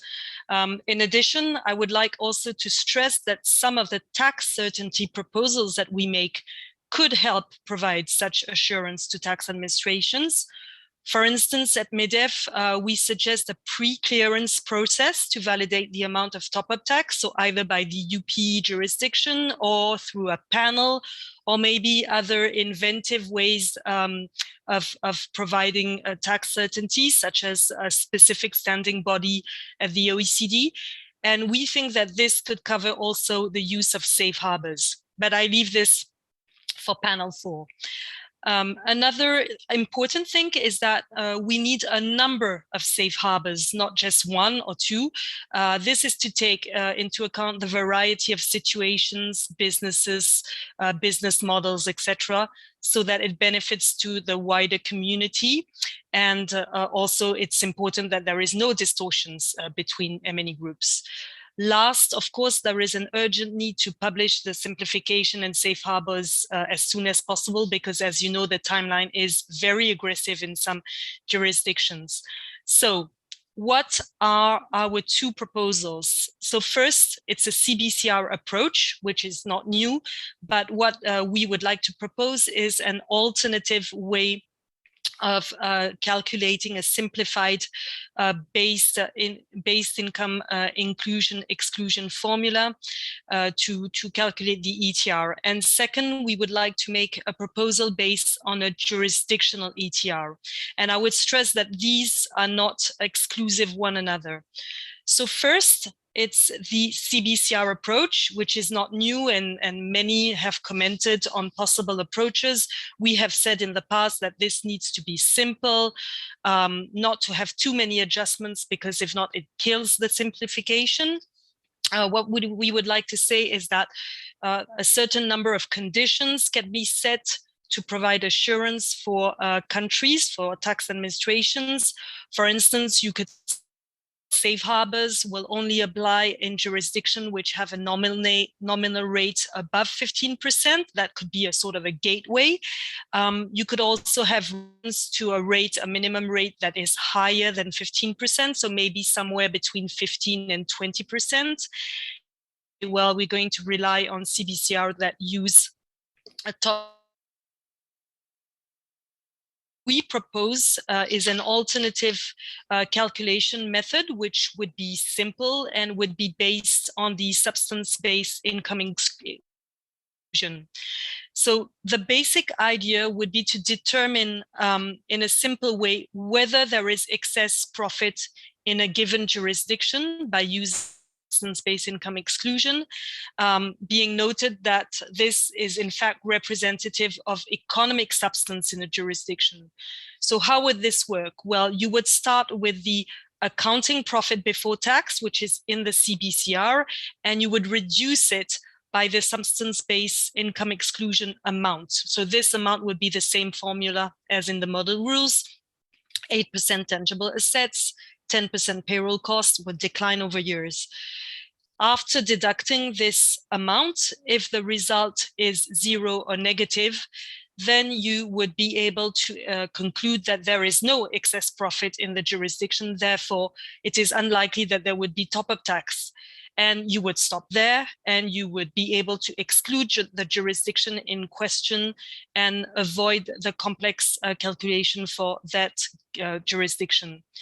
So here again, you could of course calibrate this formula to provide sufficient assurance for tax administration. For instance, you could provide for a sort of a cushion. You could take 110% of the accounting profit before tax, for instance. Well, there are other ways of providing more assurance. So last word maybe on the CBCR approach. One important thing to have in mind is that this approach would ignore the impact of deferred taxes, which means that it would be especially relevant for MNE groups with a limited timing difference. So we would like to say that we would like to underline that this is a limitation of the CBCR approach.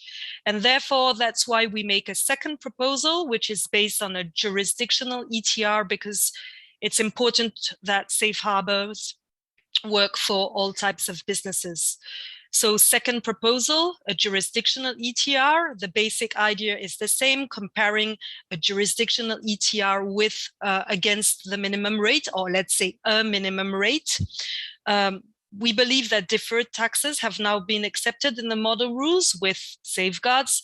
So we see no conceptual obstacle to build a safe harbor with deferred taxes.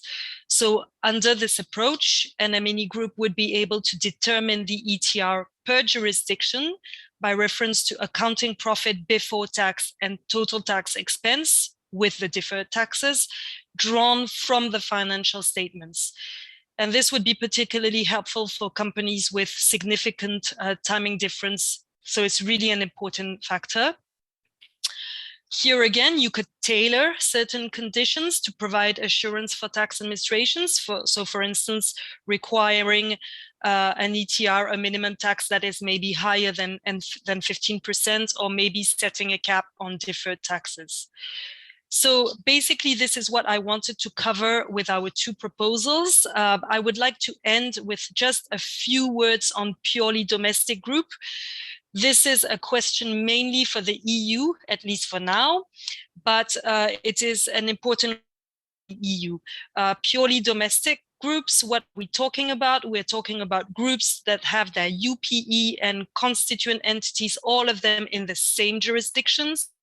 Not the target of the GLOBE rules, but the Commission, the EU Commission has brought them in scope. And among these groups, you have groups of mid-caps and sometimes even groups of SMEs. So Pillar 2 is really incredibly difficult for them. We believe that they should also benefit from safe harbors. So we really ask the OECD that that you develop rules that would also work for purely domestic. The difficulty we have is that these groups are outside the requirements of CBCR. They are not subject to CBCR, and maybe in some instances they don't have consolidated accounts. So there's a need to tailor something for them, maybe simple proxies and maybe the substance-based income inclusion that we just mentioned could work for them. So I'll stop here. We hope that our proposals will help brainstorm on what could save. And of course, we stand ready to provide further details and input, and maybe also real life examples once Working Party 11 has determined what avenues are acceptable in terms of safe harbors. Thank you very much for your attention, and back to you, Marco. Thank you. Thank you very much, Tanya, for your very interesting inputs and, of course, also constructive proposal on this specific issue. And certainly the inclusive framework and the working groups can discuss and elaborate on these proposals. And also, thank you for mentioning a specific issue that for the time being is an European issue of the domestic groups that, of course, were not contemplated in the original design of the model rules. So thank you very much, Tanya, for your input. Let me move now to the second speaker in this panel, Marcus Hyland. I will give the floor to you, Marcus, please. Thank you, Marco. KPMG welcomes the opportunity to share our comments today as part of the public consultation on the implementation framework for Pillar 2. Over the next few minutes or so, I'll provide an overview of KPMG's comments and suggestions as relevant to simplifications and safe harbors. Like Tanya, the intent of our comments in this area is to reduce instances where MNEs need to prepare a full Pillar 2 ETR calculation in jurisdictions that consistently show that the ETR exceeds the agreed minimum rate year after year. Before delving into our specific comments, I think there's value in briefly looking back at the work that has already been conducted in this area. For those of you that have been closely following Pillar 2, you'll be familiar that simplifications and safe harbors have been under consideration for about 2 years now and has been the subject of, in fact, the focus of previous OECD public consultations, including the public consultation in January of last year. During that consultation, more than 150 pages of comments were submitted just on simplification measures. It seems important that we do not lose the insights gained from these previous rounds of comments And in that regard, I think there's two key insights that emerge from that prior body of comments, which seems consistent with the comments Juan Carlos provided also with respect to the current body of comments. First, from the perspective of many businesses, the most worthwhile simplification measure was what the blueprint referred to as tax administrative guidance. As it was described in the blueprint, a tax administrative guidance safe harbor would establish an ex-ante process whereby the OECD Inclusive Framework would identify jurisdictions where the tax base does not materially depart from the Pillar 2 tax base and the tax rate is sufficiently high. For instance, this work could determine that jurisdiction X, given its tax base and tax rate, would almost always result in a Pillar 2 ETR above the minimum rate. And hence, absent a change in that jurisdiction's tax rules, MNEs would enjoy a presumption that their ETR in that jurisdiction exceeded the agreed minimum rate, and thus would not be required to do a full Pillar 2 ETR calculation in that jurisdiction. Many businesses strongly supported this simplification measure because it required no upfront calculations. And crucially, it would generally be accessible every year, meaning that MNEs would not be required to incur the significant upfront cost of establishing reporting systems and processes in the jurisdiction.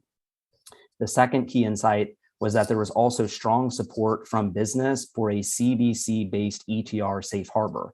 However, there was also wide recognition that the value of this simplification hinged entirely on the number of adjustments. In other words, if this simplification measure starts with jurisdictional profit and tax numbers that are reported in the CBC, but then there's a bunch of adjustments that are required to fully align with the Pillar 2 measure of profit and tax, that would unwind the intended simplification. So there was a clear message from the prior consultation that in pursuing a CBC-based ETR safe harbor, the number of adjustments must be kept to a minimum in order to achieve simplification. KPMG's most recent comments in this area build on these learnings. In this regard, our comments include a number of potential safe harbors and other simplification measures, but our focus was on several variations of a CBC-based ETR safe harbor with minimal adjustments and a tax administrative guidance safe harbor. Starting with CBC, and I won't go too far down this road because Tanya has already provided a very good overview, but in short, we propose several potential variations of how a CBC-based ETR safe harbor could work.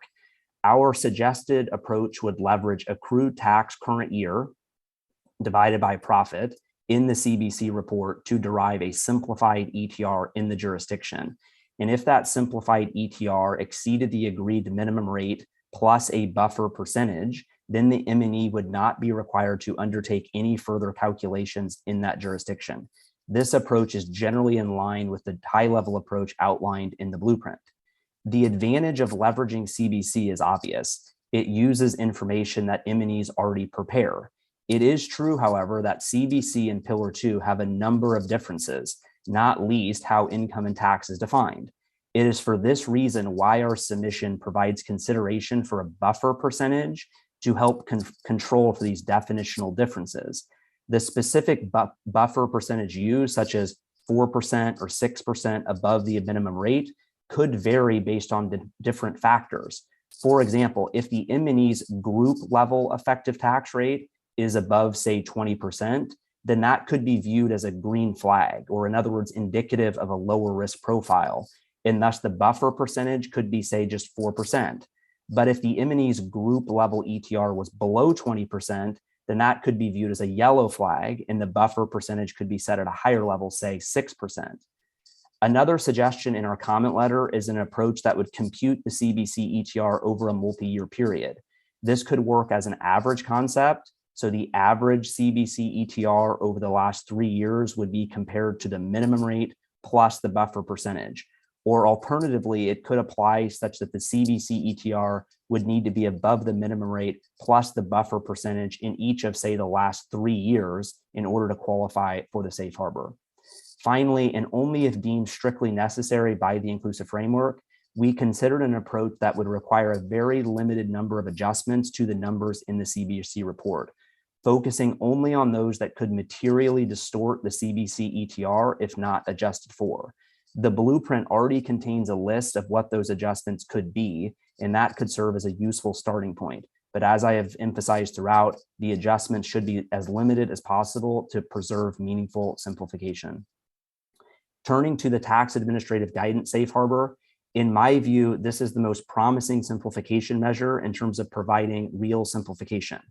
In our submission, we outline at a high level how to determine if a jurisdiction is low risk, and thus MNEs should not be required to perform a full Pillar 2 ETR calculation in these jurisdictions. As a starting point, all jurisdictions with a CIT rate above the minimum rate plus a buffer percentage would be considered potentially low risk.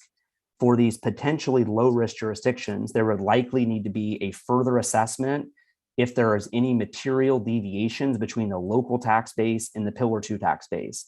It would also likely require some MNE level assessment to determine if the MNE group is benefiting from any material tax incentives in the relevant jurisdiction. I appreciate that there are several critical terms embedded in that overview, not least what is a material base difference and what is a material tax incentive. And these items would need to be worked out by Working Party 11. In pursuing the development of this simplification measure, including those challenging items I just mentioned, I suggest that WP11 lean on the extensive work and research that has already been done in this area by some academics, including by my fellow panelist, Professor English, and his colleagues, which I anticipate we'll hear more about in a few minutes.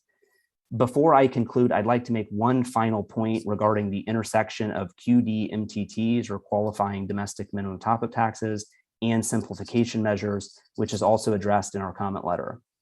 And that is, in its future work on simplifications, WP11 should keep QD-MTTs front of mind, because it is emerging that these local top-up taxes will likely be the primary charging provision. QD-MTTs risk multiplying the complexity that Pillar 2 already entails, because the way it is currently designed is that the tax collected by a parent jurisdiction under its income inclusion rule is reduced by tax paid locally under the QD-MTTs. And while the math is generally the same between these two charging provisions, such that there should not be any additional tax paid under the income inclusion rule, there are a few subtle differences that could result in slightly different outcomes.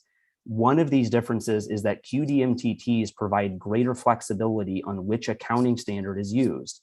And as a result, and without a simplification measure, MNEs may be required to perform Pillar 2 math for the same jurisdiction under two different accounting standards. Once for QD-MTTs under the local acceptable accounting standard, and again for the IIR under the parent's acceptable accounting standard. This would represent needless complexity for immaterial tax dollars, and thus we recommend that if a jurisdiction does in fact implement a QD-MTT, any further IIR tax is simply deemed to be zero in respect of that jurisdiction. In concluding, I'd like to again thank the OECD for the opportunity to speak today and to add our brick to the pillar. With that, I'll hand it back to you, Marco. Thank you very much. Thank you very much, Marcus, for this very interesting input and concrete proposal you suggested for the safe harbor. So building on the what already is in the blueprint, but with further elaboration that are certainly useful for the discussion on and the elaboration on the safe harbor. So thank you very much, Marcus. Let me move now to the next speaker with Christian Kaiser. Christian, please, you have the floor. Thank you, Marco, and thanks for the invitation. And especially thank you to take the time to discuss simplification and safe harbors, because I believe simplifications and safe harbors are desperately needed for Pillar 2. Today, I speak on behalf of Siemens, my company, a multinational enterprise being active in more than 120 countries, pretty much close to the number of countries in the inclusive framework. We're having around 900 constituent entities in our group. I'd like to mention, in addition, that as the chair of the Tax Commission of the German Federation of Industry, the topics I'm going to touch upon today are things where we, within the German industry, share some concerns and I wouldn't say vision, but where we share some wishes. They might be a vision, but they are wishes so far only. Safe harbors are meant to reduce complexity, and there's a lot of complexity that is being created by Pillar 2. The complexity created by Pillar 2 is mostly created by the adjustments. We would all be fine if we could use IRS and end with IRS, but there are many, many adjustments to cover taxes and to the global income. And I believe that not all of these complexities being created can be managed with safe harbor rules alone. So I believe that we still have to talk about simplifying certain of the rules themselves. And our main headache, and again, this headache is a headache I share with all colleagues I've been speaking to, is the rule under which deferred tax liabilities can only be taken into account as covered taxes when they are paid within a period of time of 5 years. Why is this creating a headache for us? Let me first dive into what is a deferred tax, because when I was reading the rule, I had the feeling that maybe there are some slight misunderstandings in the nature and the origination of deferred taxes. Deferred taxes are meant to capture future tax benefits and expenses. I know that you are aware of that, and they are deriving, and this is the decisive thing here, they're deriving from temporary differences between book and tax, and those temporary differences can have their reason in differences in recognition criteria or valuation rules. So an example would be a simple machinery with a different depreciation table under book than under tax. So if maybe as an investment incentive under COVID tax rules, you have year 1 depreciation for tax, but a 7-year depreciation table for book, you would immediately run into a situation where you would have a deferred tax liability, and this deferred tax liability would not revert. It's a temporary difference between book and tax within 7 years, because after year 1 it would be 0 in tax, and there would be still 6 years to go in book. I said it will not revert. Will it ever be paid? Will this temporary difference ever be paid? It will not, because this is not a liability in the classical banking sense of the word, where oops, I'm liable, and at some point in time I have to fulfill my liability by paying. This is simply a book measure to express a future tax burden. A temporary difference is not meant to be capitalized or meant to be paid. It is deriving from those temporary differences between book and tax. And it has a fair meaning in that regard, because the book depreciation that we are having for the next 6 years, which will lower our book income, not tax, but book, will be having this effect without any accompanying tax relief, because we have already taken the tax relief in year 1.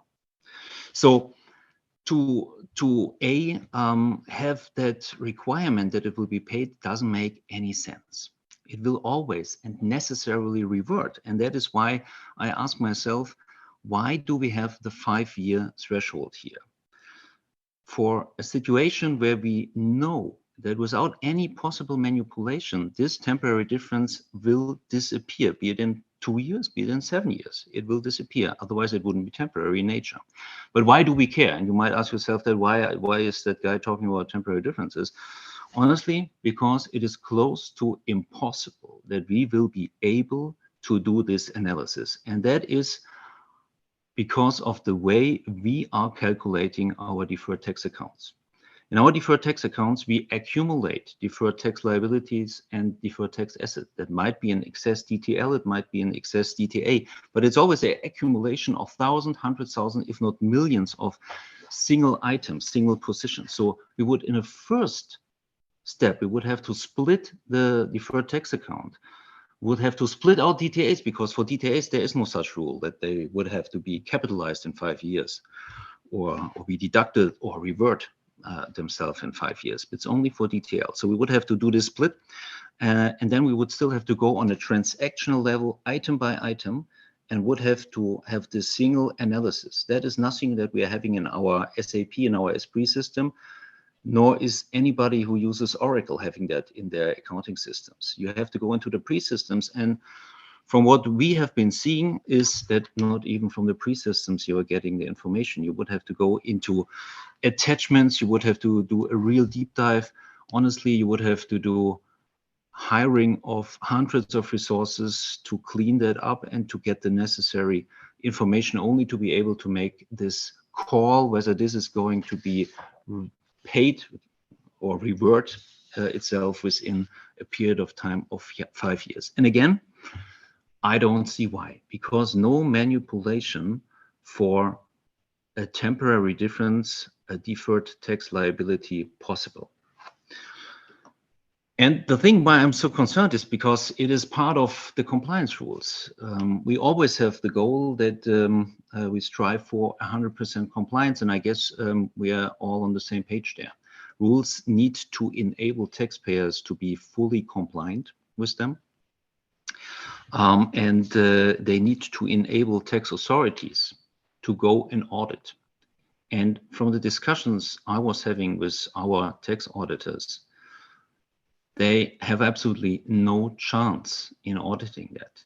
They themselves would have to hire hundreds of people to go and look into all the hundreds of thousands and millions items to do this analysis. Yes, they could certainly take themselves a simplified approach in auditing. And they might allow themselves to take a simplified approach when they audit. I don't understand why there isn't a simplified approach for us, or why there is this rule at all. So honestly, the simplification I see here is giving up the rule. I know that this is wishful thinking, maybe. But again, I would very much wish that there is again a discussion on why the heck do we need this rule? What was the reason for the rule? And is there a way now that this rule is in the model rules, that we already have it, that we can handle it in a way which makes it possible for us to comply with it? And there are certainly chances, they're not all ideal. It could be limited in its application to deferred taxes, to temporary differences that derive from certain items which are easily identifiable, and material in their nature. I mean, honestly, why would you care about anything that is not material but immaterial? So you could maybe focus the rule on intangible property, because intangible property is the #1 value driver. So that would be an approach. The other approach would be to have an election right for taxpayers in scope of Pillar 2 to either apply the rule, go item by item and have a lot of fun with that, or have a cap or a cut of a certain percentage on a net deferred tax liability. So that you say, well, go cut 20% off.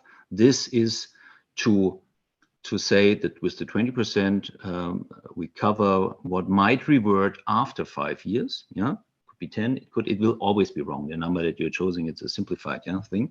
But if you have an election right, that would give companies which are simply having too many items flowing into the calculation of their deferred tax accounts a chance to apply this simplified, typified cut and get off the hook of simply not being able to comply with the rules. So this is my only topic, but in concluding, I'd like to echo what the colleagues Tanya and I guess Marcos said before.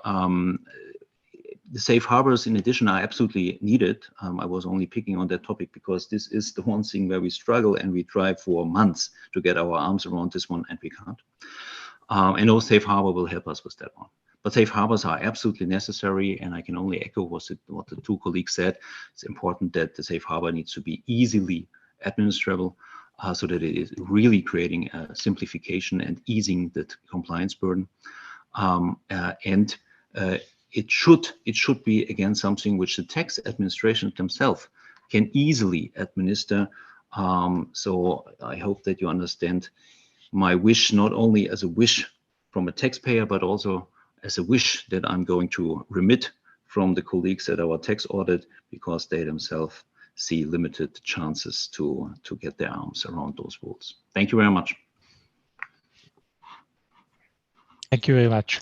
Christian, for your inputs, not only on the safe harbor, but also on the simplifications on the DTL. In particular, you mentioned that was one of the issue longly discussed, and also I remember it was a consultation in at the end of 2019 focused on this specific issue that clearly is an important issue, because at the end the approach followed by the model rules and the commentary is the deferred tax accounting, but was a long discussion, and to a certain extent the approach followed is also the result of this long discussion which comes from the consultation.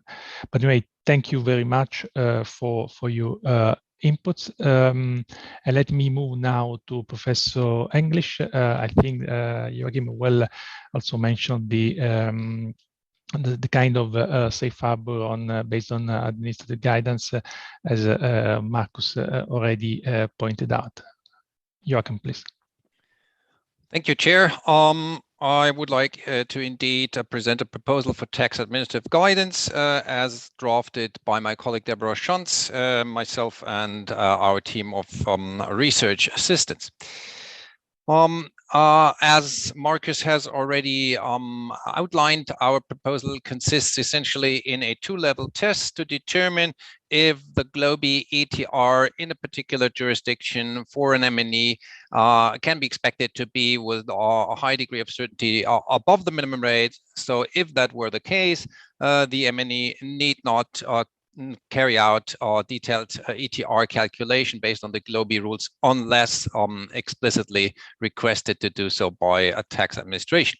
And the two levels of test would be first a country level test, so designating a particular country as either generally low risk or generally high risk, or as requiring further testing, which would then be the second level test if we have under a traffic light designation, if you like, a yellow country, which is not generally high, generally low risk, but which based on its legal design has some element, some feature in its tax system that could result in an ETR below the minimum rate.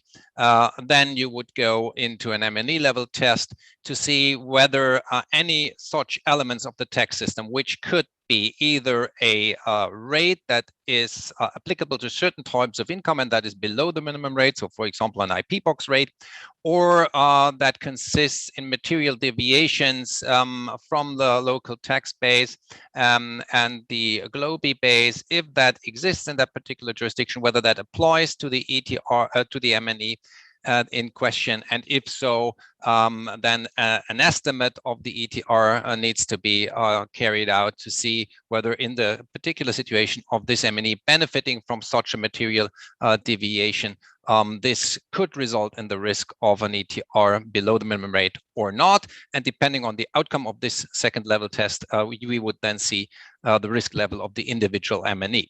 And it's important to see that the country designation is a non-recurrent test, so it needs to be carried out only once because it is based on the legal system as such, and amendments of the legal system may then require adjustment, but otherwise they should be stable. Whereas the MNE level test for those countries which are not either generally low or generally high risk would be a periodical test. Now, how would that look like a bit more in detail? So the first building block is something that countries, or the inclusive framework rather, might wish to consider. It has already been mentioned by Tanya, I think.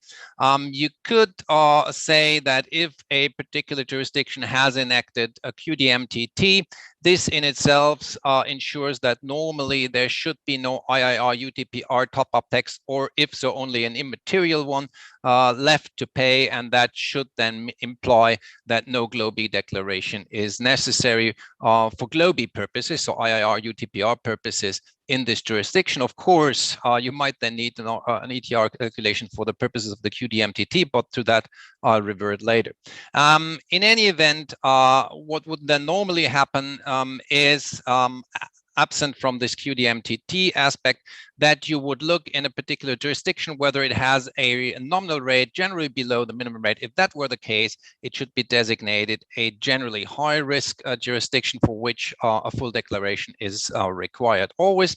Or if that's not the case, then it's necessary to look into the national tax system and to see whether there is any material deviations from either the minimum rate or from the GloBE base. If that is not the case, it is a generally low risk country, and an MNE should not normally have to submit a GloBE declaration for this country, implying that there should be no necessity to carry out an ETR calculation for this jurisdiction unless explicitly requested. Whereas otherwise, you'd have, if you like, a yellow country, meaning that there is some elements in the tax system that could give rise to concern, and that therefore a periodical estimate of the ETR might be necessary for the individual MNE, which is then the second stage or the second level of testing, to which I'll come in a minute. Before, I'd like to mention that obviously the hard work to be done, but not by the businesses, rather by the inclusive framework or some body it sets up for that purpose, is then, of course, for any country requesting to be part of this tax administrative guidance framework to determine which elements of the country's tax system might be regarded as material deviations, if any. And here we have suggested some broad criteria, and we have also specified those criteria to some extent. Now, for reasons of time, I can't go into the details. Very quickly, we would suggest to ignore any deviations that increase the ETR, because that obviously does not give rise to concerns that there might be too low taxation.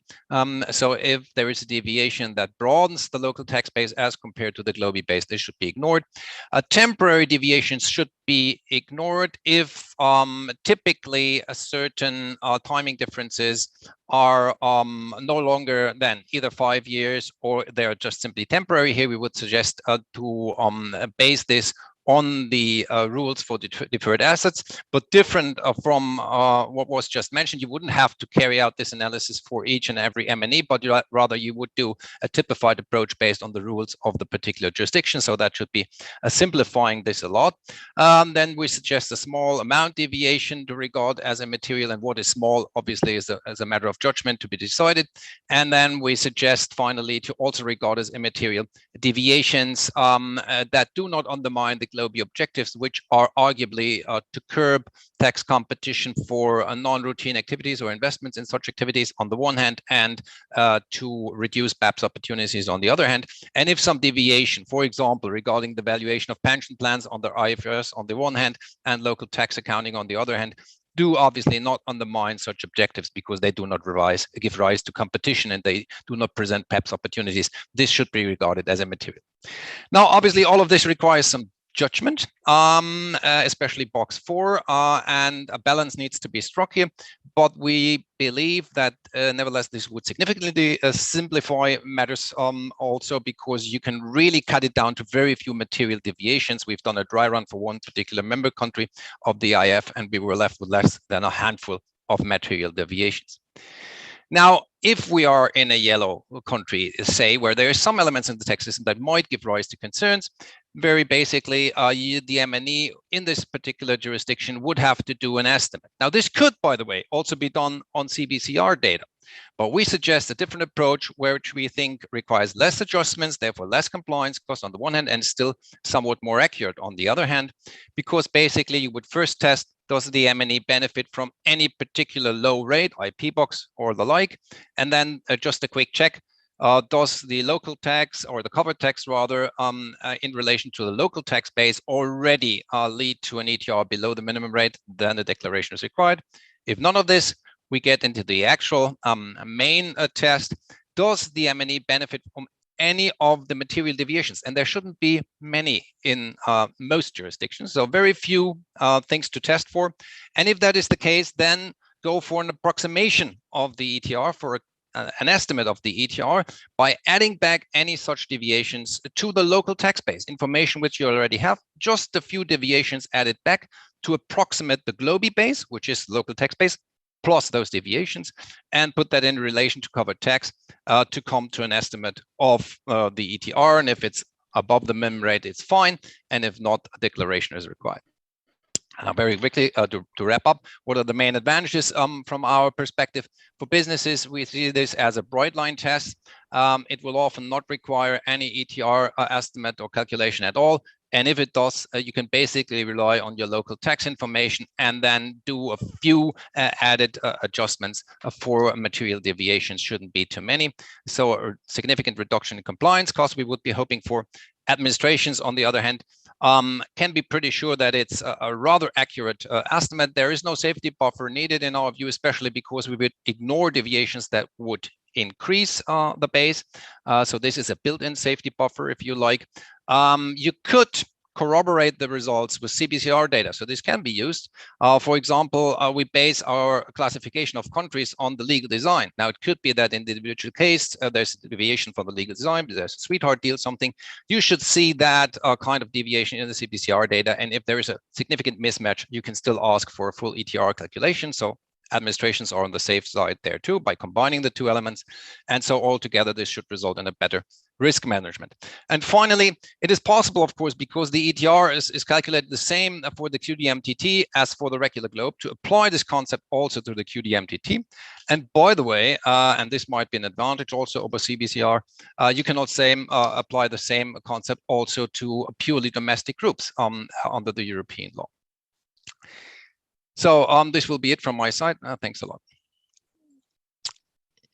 And thank you very much, Joachim, also for presenting this this proposal. You have elaborated, and thank you for that. And certainly will be useful input also for the discussion on the Global Implementation Framework.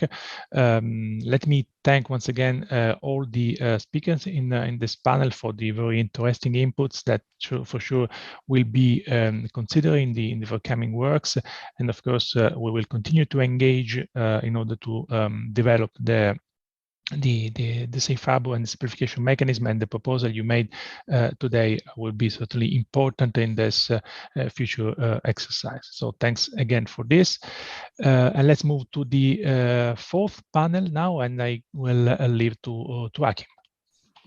Thank you, Marco. Yes, and thank you to all the speakers. It was certainly a very rich panel. Let me take you into the next panel, which will be an equally rich panel, I think, where we have a lot of input, and I think we have a very large number of important speakers that have made a number of submissions, and we thought these insights were extremely interesting, and we wanted to share them with you here today. So we have, as in the previous session, we get an overview from Jeff and Félicie first about sort of the range of submissions, and then our panelists are Thomas Quatrevalet, who's the Deputy Head of Tax at Air Liquide, and he speaks on behalf of the International Chamber of Commerce. We have Barbara Angus, who hardly needs an introduction, but is Global Tax Policy Leader at Ernst & Young.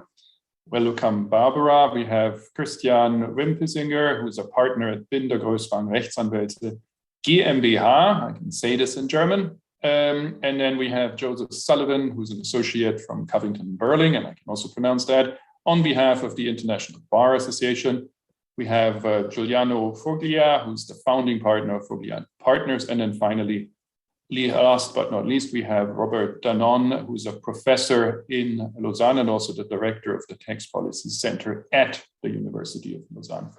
So with this, just a brief word from me before I hand it over to Jeff and Félicie. As we said before in the introduction, of course, this does build on all the previous panels. And so there's a big job to be done of issuing clarification, guidance, making sure that we fix problems in the design of the rules, making sure that we go through what we've just heard, the simplifications where they're necessary and where we can do them, whether that's safe harbors or, as we've heard from other speakers, simplifications on other parts of the rules, and that we design the administration so we end up with standardized data sets so that people are looking at the same information, the same reporting. So it's all very important to think about this last panel, not as a standalone panel, but as an integrated element of all the other work streams, I think, that we have outlined.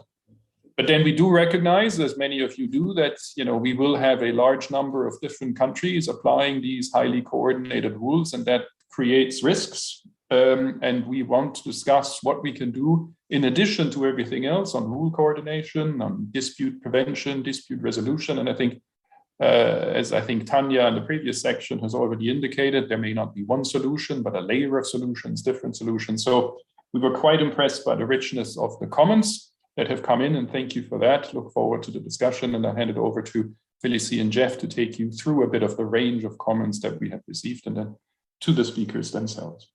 All right, thank you, Achim, and hello, everyone. As John said in the introduction, the topic of coordination and tax certainty is also one where we received a significant number of submissions. The input we received can be categorized into three themes. The first was the need for consistency in terms of interpretation and application of the rules. Second, the need for dispute prevention. And then third, the need for dispute resolution mechanisms.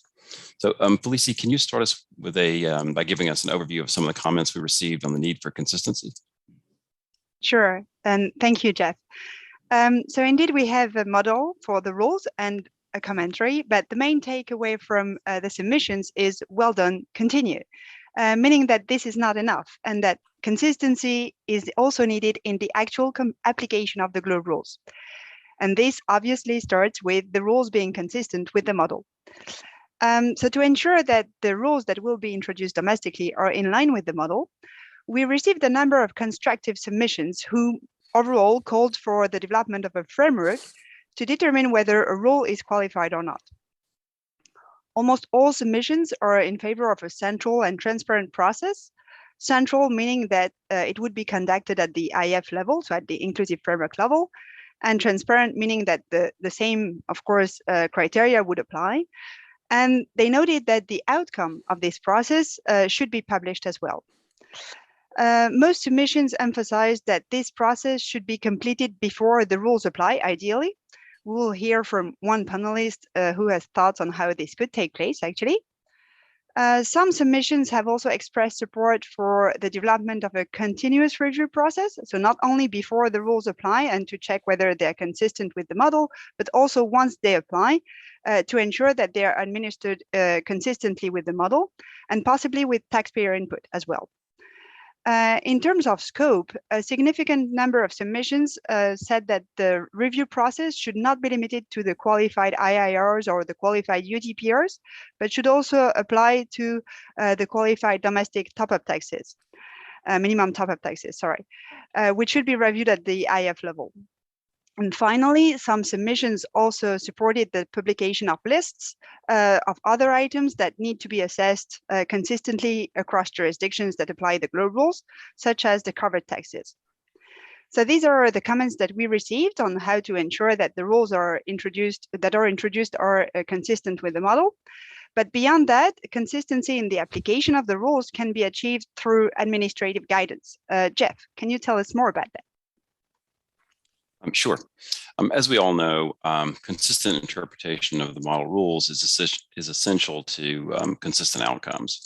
And our expectation is that agreed administrative guidance in one form or another will be the primary tool to ensure that consistency. We received a lot of submissions on administrative guidance. I think, as Will mentioned in his comments at the very beginning, we received a number of submissions that identified transition rule guidance as sort of in need of the most immediate guidance. And that makes sense. But most of the comments we received requesting specific guidance related to the computation of GLOBE income or loss in Chapter 3 and covered taxes in Chapter 4. And just to give you sort of an overview or some examples of the submissions that we received requesting specific guidance, we received submissions requesting specific guidance on the use of statutory accounts, separate entity accounts versus consolidated accounts, lots of submissions on permanent establishments in terms of allocation of income and taxes, a lot of questions about deferred tax accounting rules, more detail on the adjustments and the recapture rules.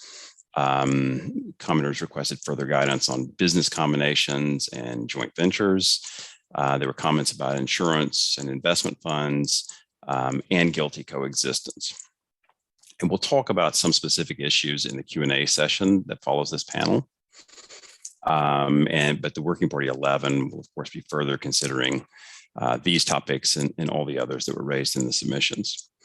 But apart from the specific issues that were raised, commenters generally stress that, one, administrative guidance is needed to ensure consistent interpretations of the rules.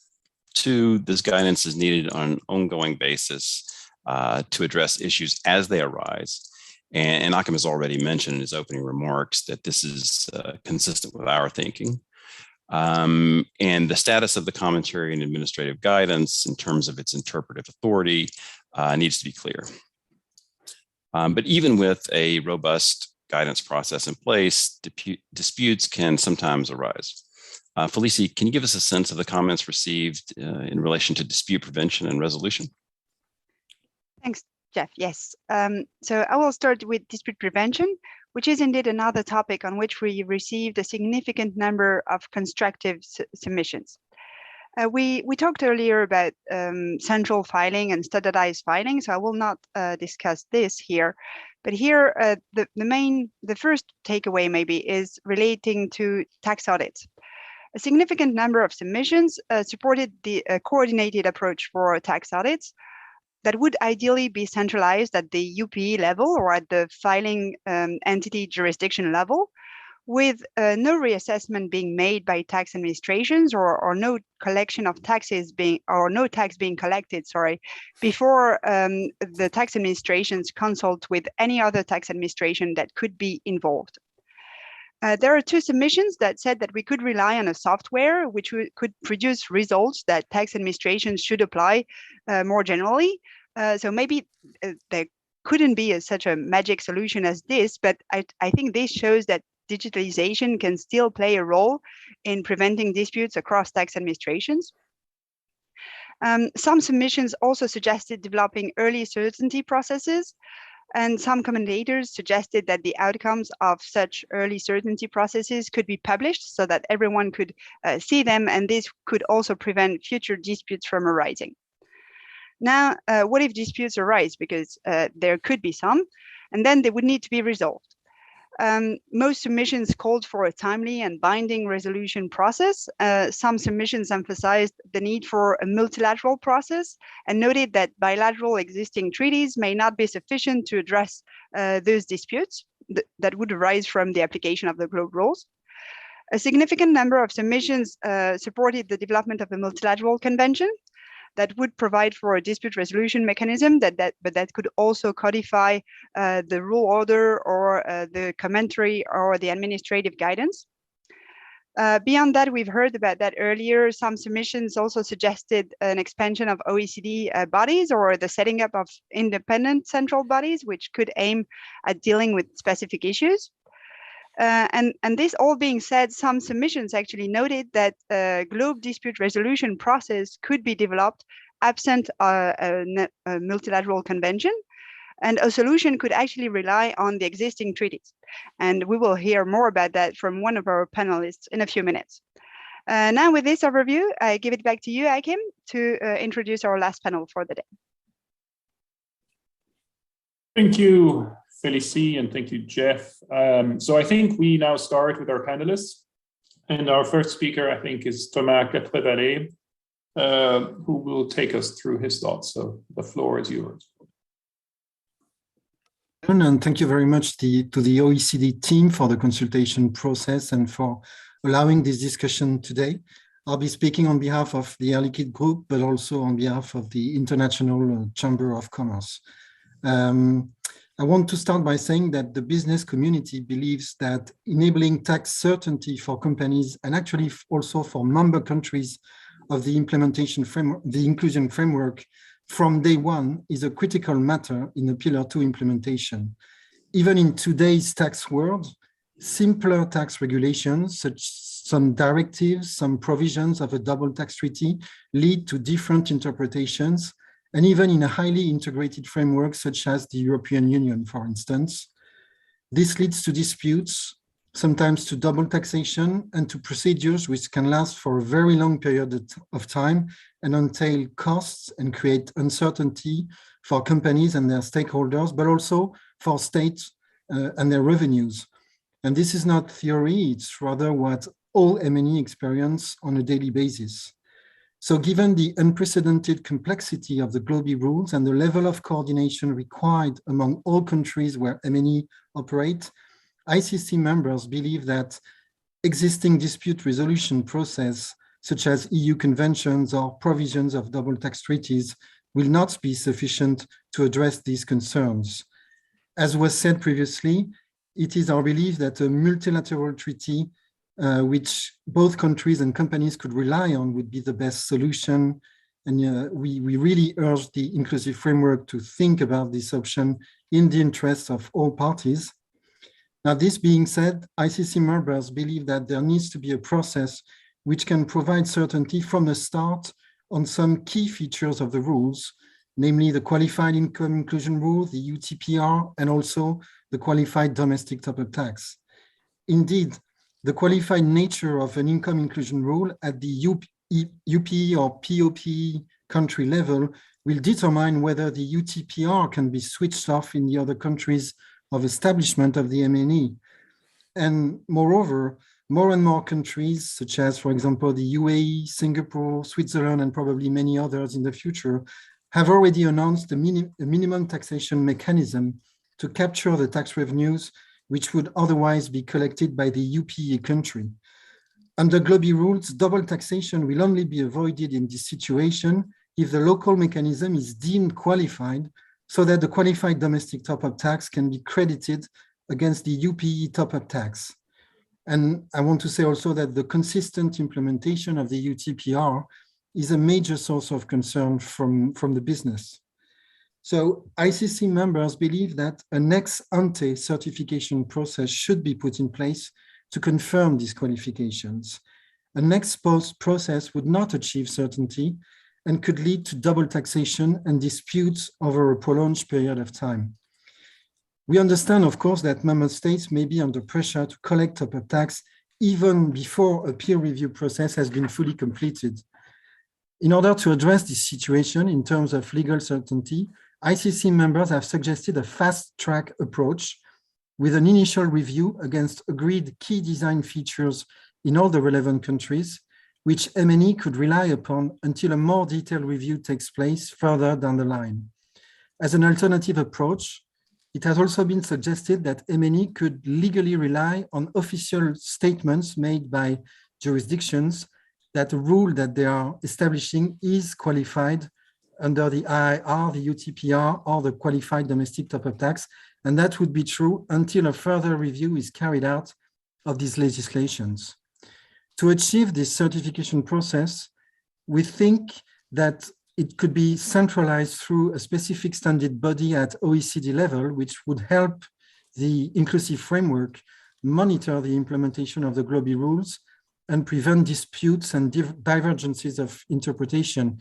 Indeed, we believe that the OECD team has the level of expertise on multilateral implementation and the deep knowledge of the rules, which would be a very helpful tool for all the countries to deal with those differences.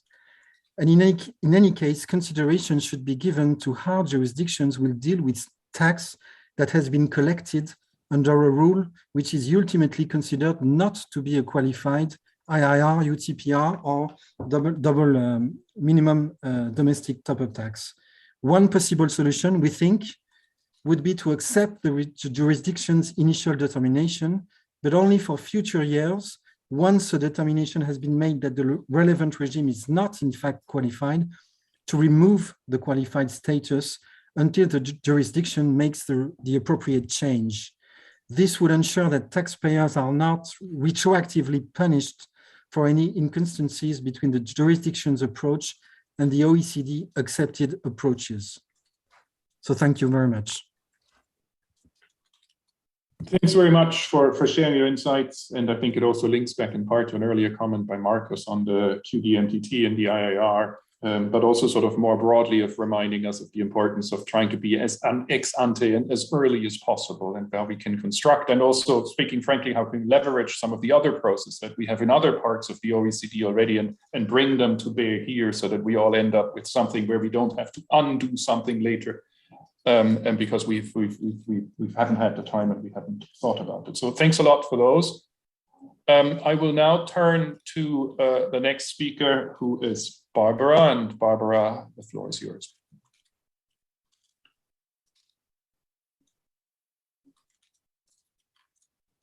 Sorry. Thank you, Akam.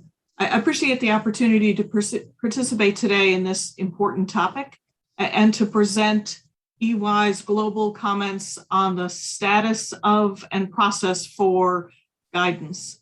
My focus today is the critical need for the implementation framework to include ongoing processes for development of administrative guidance with respect to the GLOBE rules and for peer review of jurisdictions' practices with respect to those rules. As the commentary makes clear with its myriad references to further consideration and potential guidance, the complexity of the GLOBE rules and the critical need for consistency in implementation and operation across jurisdictions mean that more detailed guidance will be necessary. Guidance is needed to help support certainty and harmonized implementation, and clear and comprehensive guidance will help reduce the pressure on dispute resolution mechanisms. It's essential that the GLOBE implementation framework include an ongoing process for identifying issues where guidance is needed, providing that guidance, and ensuring that jurisdictions follow such guidance. This process could build on the process that's been used with respect to country-by-country reporting, under which guidance continues to be updated periodically. As others have noted, issues should be prioritized with the most urgent matters addressed first, and that prioritization process should continue so that matters are addressed as they arise and are identified as particularly important. Given that the GLOBE rules determine tax liabilities, the ongoing process for guidance has to be timely and efficient. Where the guidance that's provided allows for a flexible approach to a particular matter, that guidance should be complemented with a compilation of individual jurisdiction approaches with respect to that matter. And that list should be published and kept up to date. Any guidance that represents a change rather than a mere clarification should be applied prospectively with the potential for taxpayers to elect retroactive application in appropriate cases. Given the central roles that the implementation framework will play, it must be made clear that the framework, including the guidance contained in it, is an integral part of the GLOBE package, like the model rules and commentary, that must be followed by jurisdictions that choose to implement Pillar 2. There must be a clear and effective process to ensure that jurisdictions take any action necessary under their legal systems to incorporate all aspects of the GLOBE implementation framework, including its guidance, in their domestic laws or otherwise fully adopt it. And as we know from other processes like the transfer pricing guidelines, the approach that needs to be taken in each country will vary. So that further complicates the process for ensuring that all countries do what they need to do. There must be well-defined and appropriate repercussions for any jurisdiction that does not fully implement and apply the guidance. And it also, as others have mentioned, must be clear that these requirements with respect to applying the guidance apply with respect to domestic rules adopted by jurisdictions in respect of the GLOBE, such as the qualified domestic minimum top-up tax. As part of the ongoing guidance process, a robust peer review process with respect to Pillar 2 will be needed, similar to the peer review processes under the BEPS, under several of the BEPS actions. This should cover how jurisdictions have implemented the GLOBE rules and how they are applying the rules in practice over time. Again, with tax liability at stake and a potential for double taxation, it's essential that these reviews are timely and efficient, while also comprehensive enough to address any challenges. And as with guidance, there must be mechanisms for ensuring that jurisdictions respond to the reviews and address any issues or problems that are identified in a timely manner in order to bring their rules and practices into conformity. The peer review process would first address jurisdictions' implementation of the rules and guidance. And in this regard, there should be a determination as the previous speaker just mentioned, as to each element of the rules that include qualification criteria, so that the qualification determinations are made centrally, and the results of these analyses should be published so that there's a list maintained as to the qualification in each element of each jurisdiction's rules. The peer review process also needs to address how jurisdictions are applying all aspects of their rules, including the administrative aspects in practice. And this process should include a formal opportunity for input from businesses. Businesses could contribute to the content of the questions used to perform the peer reviews, and businesses also could provide information on non-conforming practices that they have experienced. Finally, taxpayers affected by a practice of a jurisdiction that's found to be non-compliant should be entitled to recomputation of any globe liability and a refund of any excess tax imposed. In this regard, we encourage the inclusive framework to consider establishing a mechanism for barring a jurisdiction that has been non-compliant from imposing any top-up tax for future years until it has fully come into compliance and fully refunded all top-up tax that it should not have imposed. Again, I very much appreciate the opportunity to provide these comments and to participate in this consultation. Thank you. Thanks, Barbara. And you echo many of the things that we can probably also echo in the Secretariat about the consistency, the kind of speaking also about what Thomas just said about the peer review process, where we can think about an early process as early as possible and then followed up with a more detailed process. Prioritization makes a lot of sense to us, going through these items, making sure they're followed in the countries and the procedures that we can follow that. Thanks a lot for all of that. I think we, and I'm going a little quickly because we do have quite a number of speakers, but do make your points, so don't rush unnecessarily. We have the next speakers, Christian and Joseph, that will be speaking on behalf of the International Bar Association. So the floor is yours. Yeah, thank you, Achim. And yes, on behalf of the International Bar Association, Joe and I are grateful to speak today, and we are glad to describe a suggestion we included in our comment letter for a pre-dispute resolution procedure. It has a very similar thrust as described by the previous speakers. And really what it should be about, it should be before any tax audit or before, as the name suggests, any dispute arises. It should be somewhat similar to a MAP proceeding, but quicker and more streamlined because of a centralization element that we will more closely describe. By that, it should provide tax certainty very early in the process. And with early, we mean before the globe returns are submitted. So actually for processing those returns. So taxpayers shall have the possibility to pose an abstract question in a document with not more than 1,500 words. So very short, brisk question on matters of interpretation, of technical understanding, the implementation issues. And the answer to that should also be very brief and on a high level, meaning from a bird's eye view. And that's also why we named this procedure that we have in mind EAGLE, standing for Express Answer to Globe Aspects. And by naming it EAGLE, we always need to do some marketing, I think. It might be that because countries that have the eagle in its weapon, so weapon like the US and similarly important Austria, it might be easier for those countries to accept such a proceeding. So the submission of the answer from the taxpayer should be sent to a newly established body, the EAGLE Committee. And it is also that committee which should involve the states concerned by the question so that they have the opportunity to provide comments. And in the first step, the committee should really check whether it is indeed only an abstract question and not a question that needs a broader review. And talking more about the EAGLE Committee, I hand over to Joe to go into more details. Thanks, Christian. And I'd just like to echo the thanks from the International Bar Association to participate today. Yes, as Christian mentioned, the key to the EAGLE framework is going to be the EAGLE Committee itself.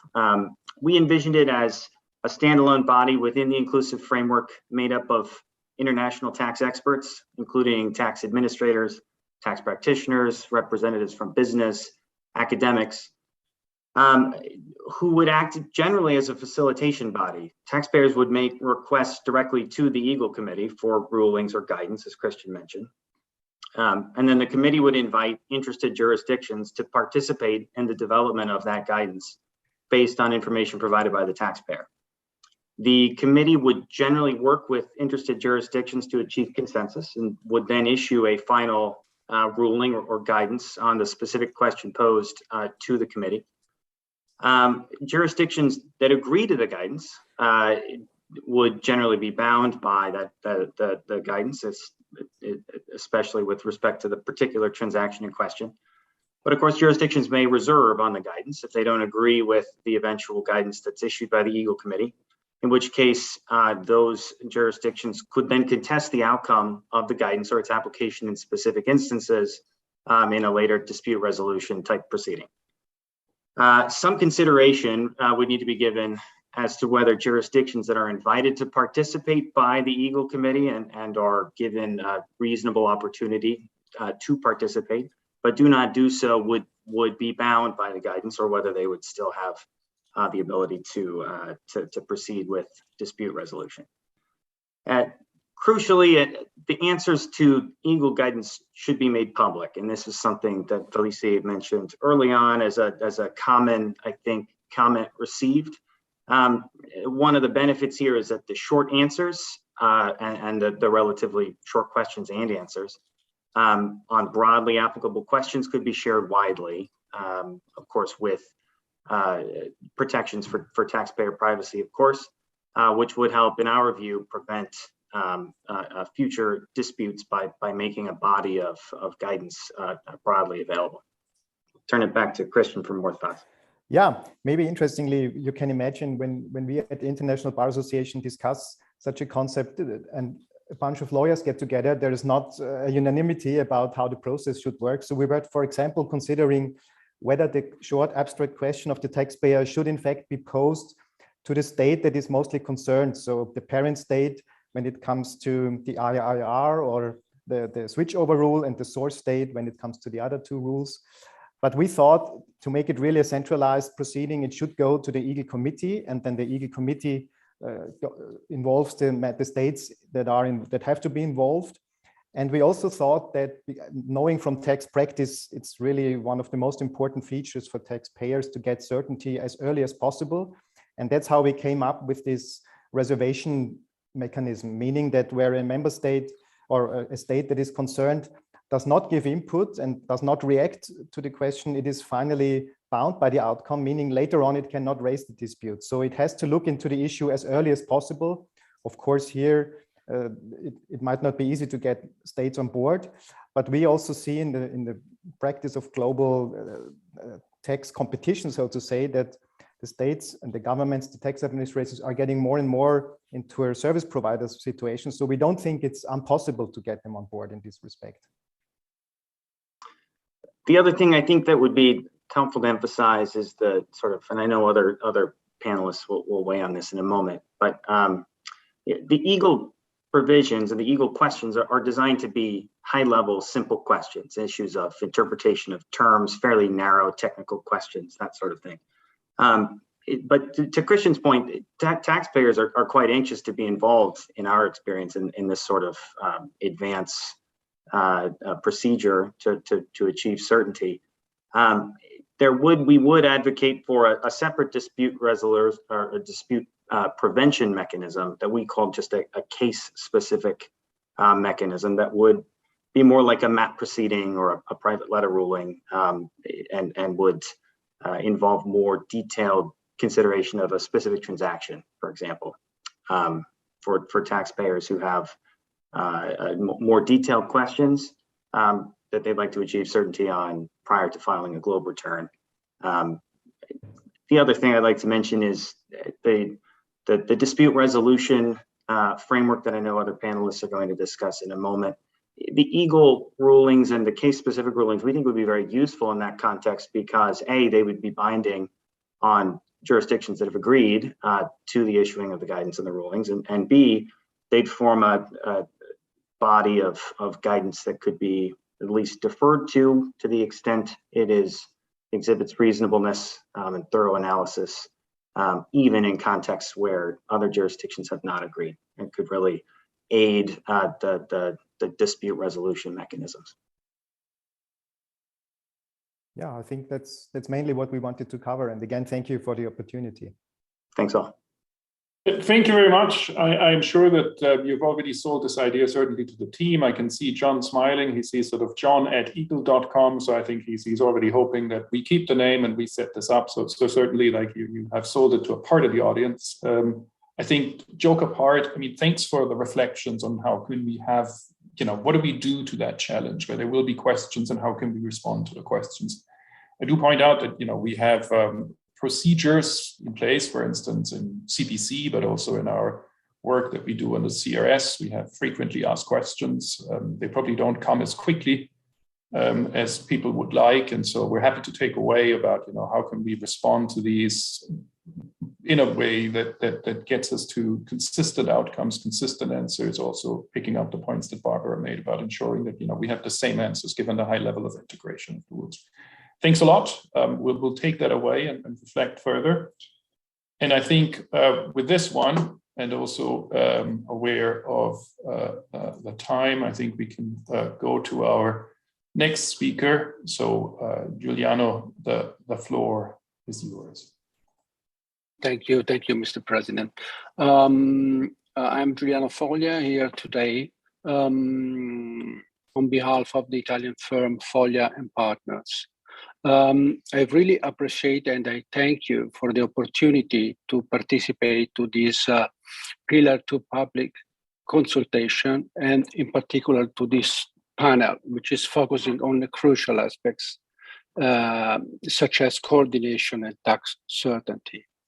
In this respect, before focusing on the specific matter of the tax audit activities, we would like to point out that, as now I would say widely observed, we strongly believe that an inconsistent and uncoordinated implementation of the GloBE rules among the participating jurisdictions may lead to challenging and paramount problems in terms of distortions in the hands of the multinational companies in scope, such as double taxation, increased controversy, increased compliance burdens, and unintended consequences on growth and investments.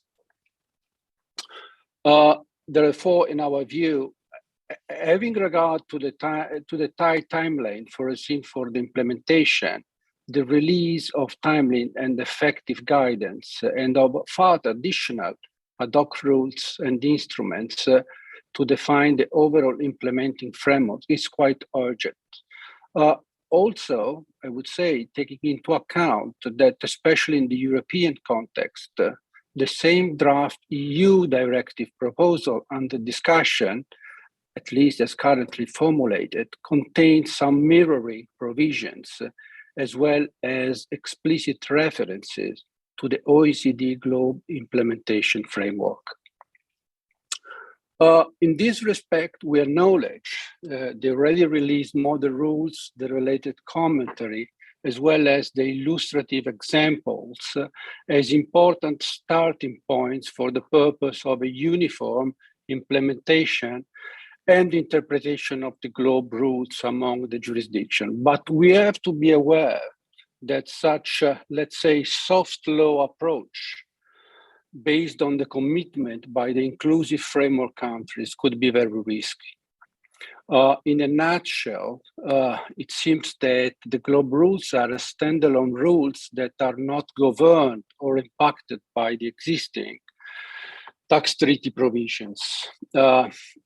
However, from our perspective, such a soft law approach means that there are no guarantees that participating jurisdictions will actually and consistently implement the agreed common approach, or will resolve any additional interpretation issue that will arise in the future in a common way, and will respect the rule ordering as agreed. In other terms, considering the strict interaction between the three charging rules, we are concerned that the aforementioned implementing framework would not grant sufficient tax certainties to the multinational enterprise or effectively prevent interpretation differences or risk of double taxation. As widely observed, in the Pillar 2 context, we are dealing with measures with multilateral effects over different jurisdictions. Multilateral measures, as these at hand, require a multilateral approach to secure the common interpretation of the rules among jurisdictions and the access by the taxpayers to any multilateral instrument able to prevent and to resolve any disputes arising from different interpretations of global rules. Therefore, ideally, or at least ideally, in our view, a treaty mechanism for the IIR and the UTPR, eventually including dispute resolution, dispute prevention, should be implemented as soon as practicable.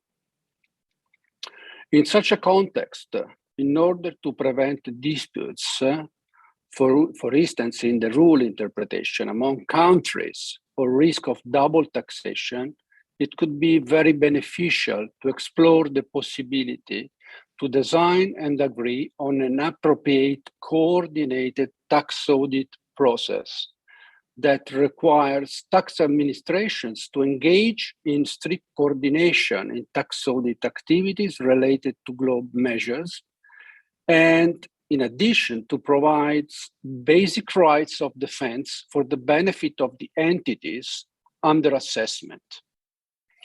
For instance, it could be explored the chance of developing a sort of enhanced joint audit on the same pattern by taking inspiration from the mechanism already designed in the European law framework in the context of the so-called DAX 7, but with several significant adjustments aimed at ensuring that the overall procedure suits the globe features.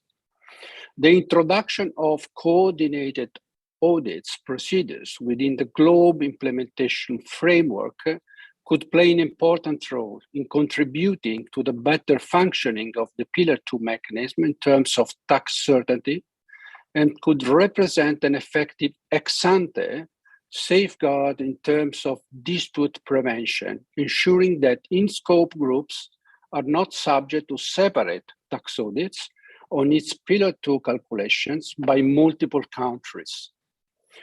However, in order to ensure coordination and legal certainty, any audit procedure should be conducted in a pre-agreed and coordinated manner, and at the same time, complying with the laws and procedural requirements of the participating jurisdictions where the audit activities take place.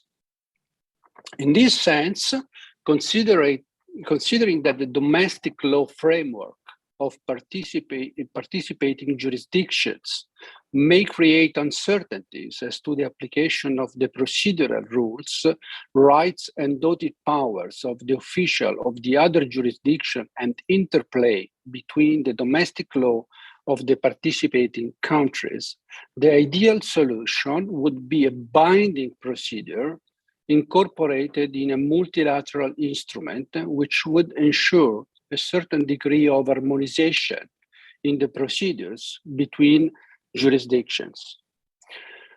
As an alternative, in the case this route is not suitable, it should be explored the chance to seek for coordination of the tax audit activities, granting connected basic rights of defense to the taxpayers, also through ad hoc guidance and model legislation to be issued in the context of the Global Implementation Framework, with the aim of ring-fencing best practice and procedures for tax audits with regard to global rules, best practice and procedures for tax audits with specific regard to safe harbor situations, and in addition, a standardized form of defense guarantees for the benefit of the taxpayers. Should also be important to provide that as a matter of principle, the information exchanged and or communicated under such coordinated audit mechanism would be only used for the assessment, administration, and enforcement of taxes under the scope of Pillar 2. As far as, let's say, the way according to which these coordinated audit activities should be carried out, in our view, the tax administration of the jurisdiction of the ultimate parent entity would be the most suitable choice to take the lead of any joint audit process in respect of IRR and UTPR liability, since in principle, it will have ready access to the group data, and it will generally have a good knowledge of the group, its structure, and the overall tax situation. In a consistent manner, such coordinated audits should also take place in respect of a domestic minimum top-up tax applied by a local jurisdiction. In such a way, in case of an audit, the local jurisdiction could have access to the global data, which is useful for the computation of the local DMTT, so enabling the local tax administration to correctly review the computation of the tax, and at the same time coordinating and communicating to the UPE jurisdiction any corresponding adjustment to be recognized for the top-up tax purposes. In order to ensure legal certainty, in our view, at the end of the coordinated audit, the results should be contained in a final report, which should reflect the findings on which the competent authorities concerned agreed, and should prevent any further audit activity with respect to the fiscal year under assessment. In this respect, any jurisdictions that have not taken part of the relevant coordinated audit could raise questions only to the jurisdictions having performed the audit and validated the globe computation. Finally, but this is a point that has already been covered by the previous speakers, I believe that for the sake of tax certainty and with the rationale similar to an advanced ruling APA upon specific domain of the same multinational enterprise, a preventive optional post-filing audit could also be imagined. That's it from my side, and I thank you again for the opportunity, and that's it. Thank you. Thank you very much for your insights. We certainly, as a little marketing feature here, have also done work on joint audits, issued a report on the former tax administration, so it's a topic close to our hearts. You know, there's even something where we would think, well, maybe before you get to a joint audit, you should think about joint risk assessment, which may then not take you to an audit at all. And so you can see an evolution from safe harbors to joint risk assessment, mentioning ICAP, which is of course on transfer pricing, it's different, but conceptually, and then taking you into, you see risks into the potentially joint audit space and others. So thanks a lot, very enriching and helpful as we take this forward into the working party. I think then our last speaker here on the segment is Robert Danon. And so I give the floor to you, Robert. The floor is yours. Thank you very much, Akim. Thank you very much for the opportunity. Yes, I have a few slides which I will try to share. Can you see them right now? Yes, I think you can. Okay. Yes, so thank you very much for the opportunities. Yes, my comments actually are based in a common submission that we made with my colleagues and friends Daniel Gutmann from France, Guglielmo Maisto from Italy, and Adolfo Martin Jimenez from Spain. I should say that we are here wearing our academic hats and therefore making a pure academic inputs, but I hope that you will enjoy. Let me begin perhaps with a few opening considerations. So we, of course, in our submission, heavily support the ideal solution, which is basically to do justice to the GLOBE framework through a multilateral instrument incorporating a binding disputes prevention and resolution mechanism. Of course, this is the ideal solution. However, we understand that this is not necessarily, at least on a short, medium-term basis, in political reach. So what we did is we have basically explored the possibility to solve disputes based on the current international tax framework. And our approach basically rests on two core propositions. First, the model rules are and can be regarded as mirror legislations, very much interacting with one another. Secondly, the MAP framework provided by Article 25.3 of the OECD model can be used as a starting point, but we recognize that it has to be strengthened and could actually be easily strengthened without the need for a multilateral instrument. So these are, let's say, the core bases of our submission. So starting with Article 25.3 of the OECD model, this is, of course, the second sentence relating to the consultation procedure to eliminate cases of double taxation not provided for in the convention. Clearly, in our submission, we emphasize that the correct application of Article 25.3 would extend actually to GLOBE disputes, whether these disputes are taking place in a bilateral or multilateral basis. There is clear language in the commentary, clear language also in the proper interpretation of the provision to support GLOBE disputes. Why? Because this provision, in essence, is intended to allow domestic law to apply in a coordinated fashion, fill in gaps. Clearly, the case for the GLOBE model rule is there. As I said, the language is quite supportive. Of course, at the same time, we recognize that there are a number of obstacles to a real-life application of Article 25.3. First, this interpretation might be disputed. I mean, we recognize it. Secondly, domestic law might be an obstacle. And thirdly, there might be cases in which the relevant tax treaty would not incorporate the language of Article 25.3, or there might not be any treaty in place at all. So with that starting point in mind and these obstacles, let me just try to get back to the next slide. Yes, we basically propose a framework designed to strengthen as a starting point 25.3 based on two core principles. One is actually the addition of language to the commentary on Article 25.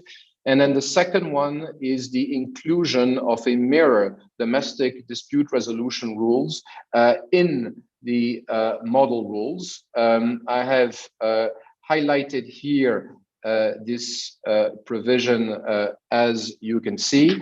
So this provision, which would be integrated in domestic law, would essentially mirror the framework of Article 25.3 in domestic law, but it would at the same time also extend that framework to non-treaty situation based on the principle of reciprocity.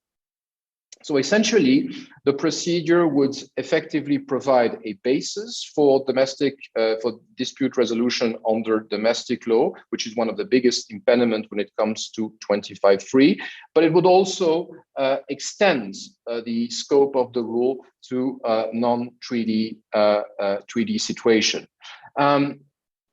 So what would be the advantage of such an approach? Well, the first advantage is that from a tax treaty interpretation standpoint, the existence of such a domestic provision in the model rule could be regarded as a subsequent practice when it comes to the interpretation of the applicable double taxation treaty, and therefore it would strengthen the application and confirm the application of 25(3) to globe disputes. I should say also that this widening or strengthening of 25(3) in the context of globe disputes as a result of the existence and of a common dispute resolution mechanism in the globe rules would lead to a strengthening of Article 25(3) only for purposes of the globe rule, but not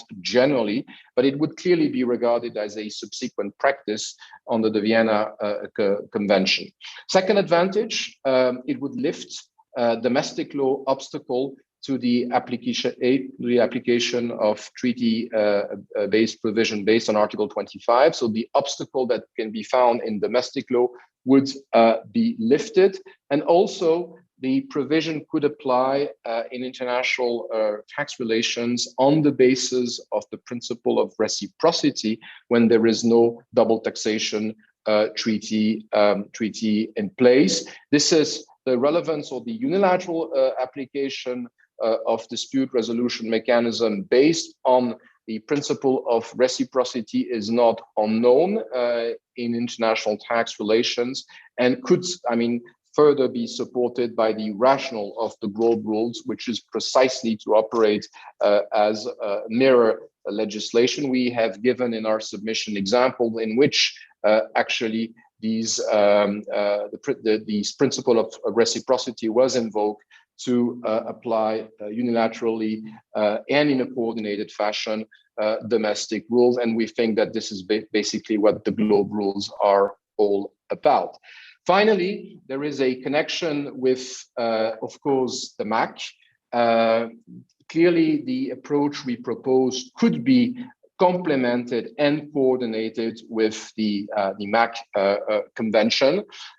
We have foreseen a number of options how such coordination could take place in our submission.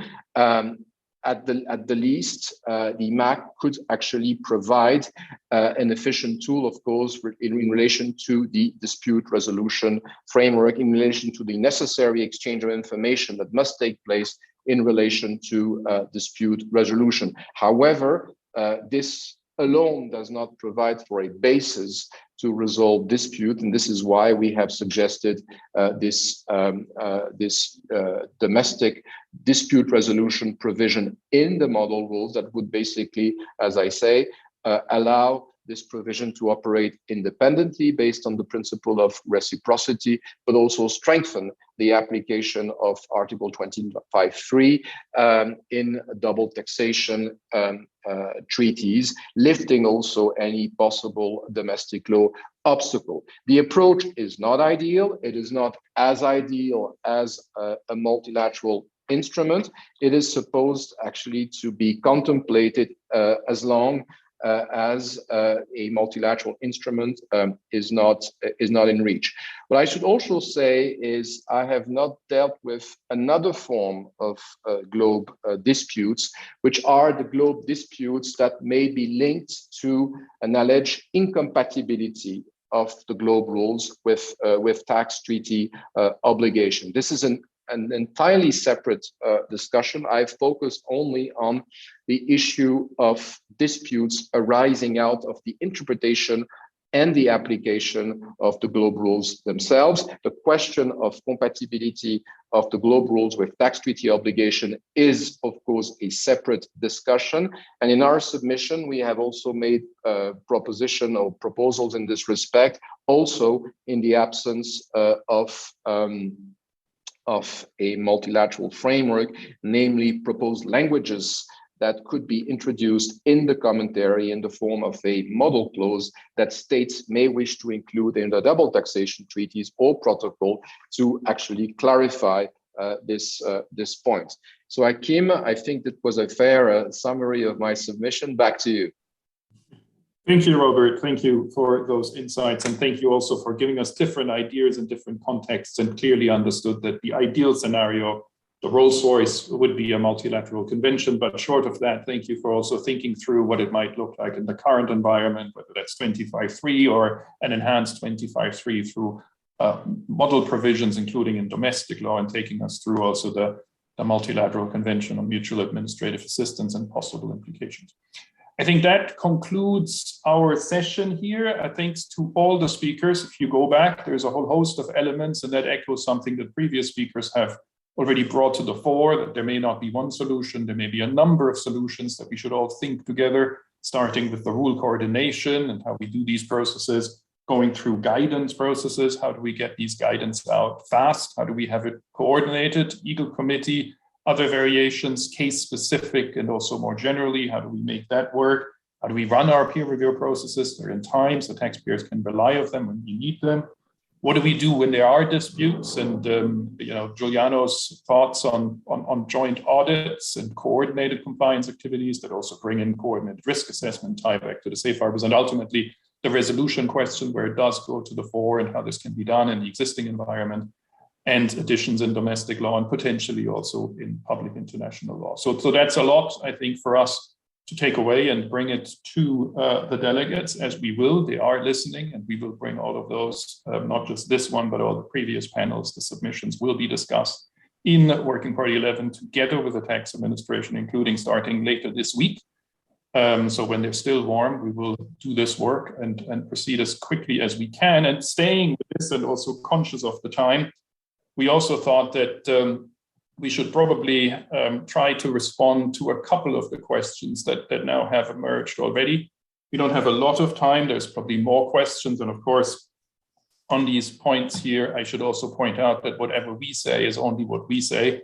And it is not what the Working Party or the members might say, but we still felt that there is some help that we can perhaps bring and some clarity that we should and can bring in our efforts to be as responsive as possible. So I will call together the ad hoc Eagle Committee that today I think will consist of John and Jeff.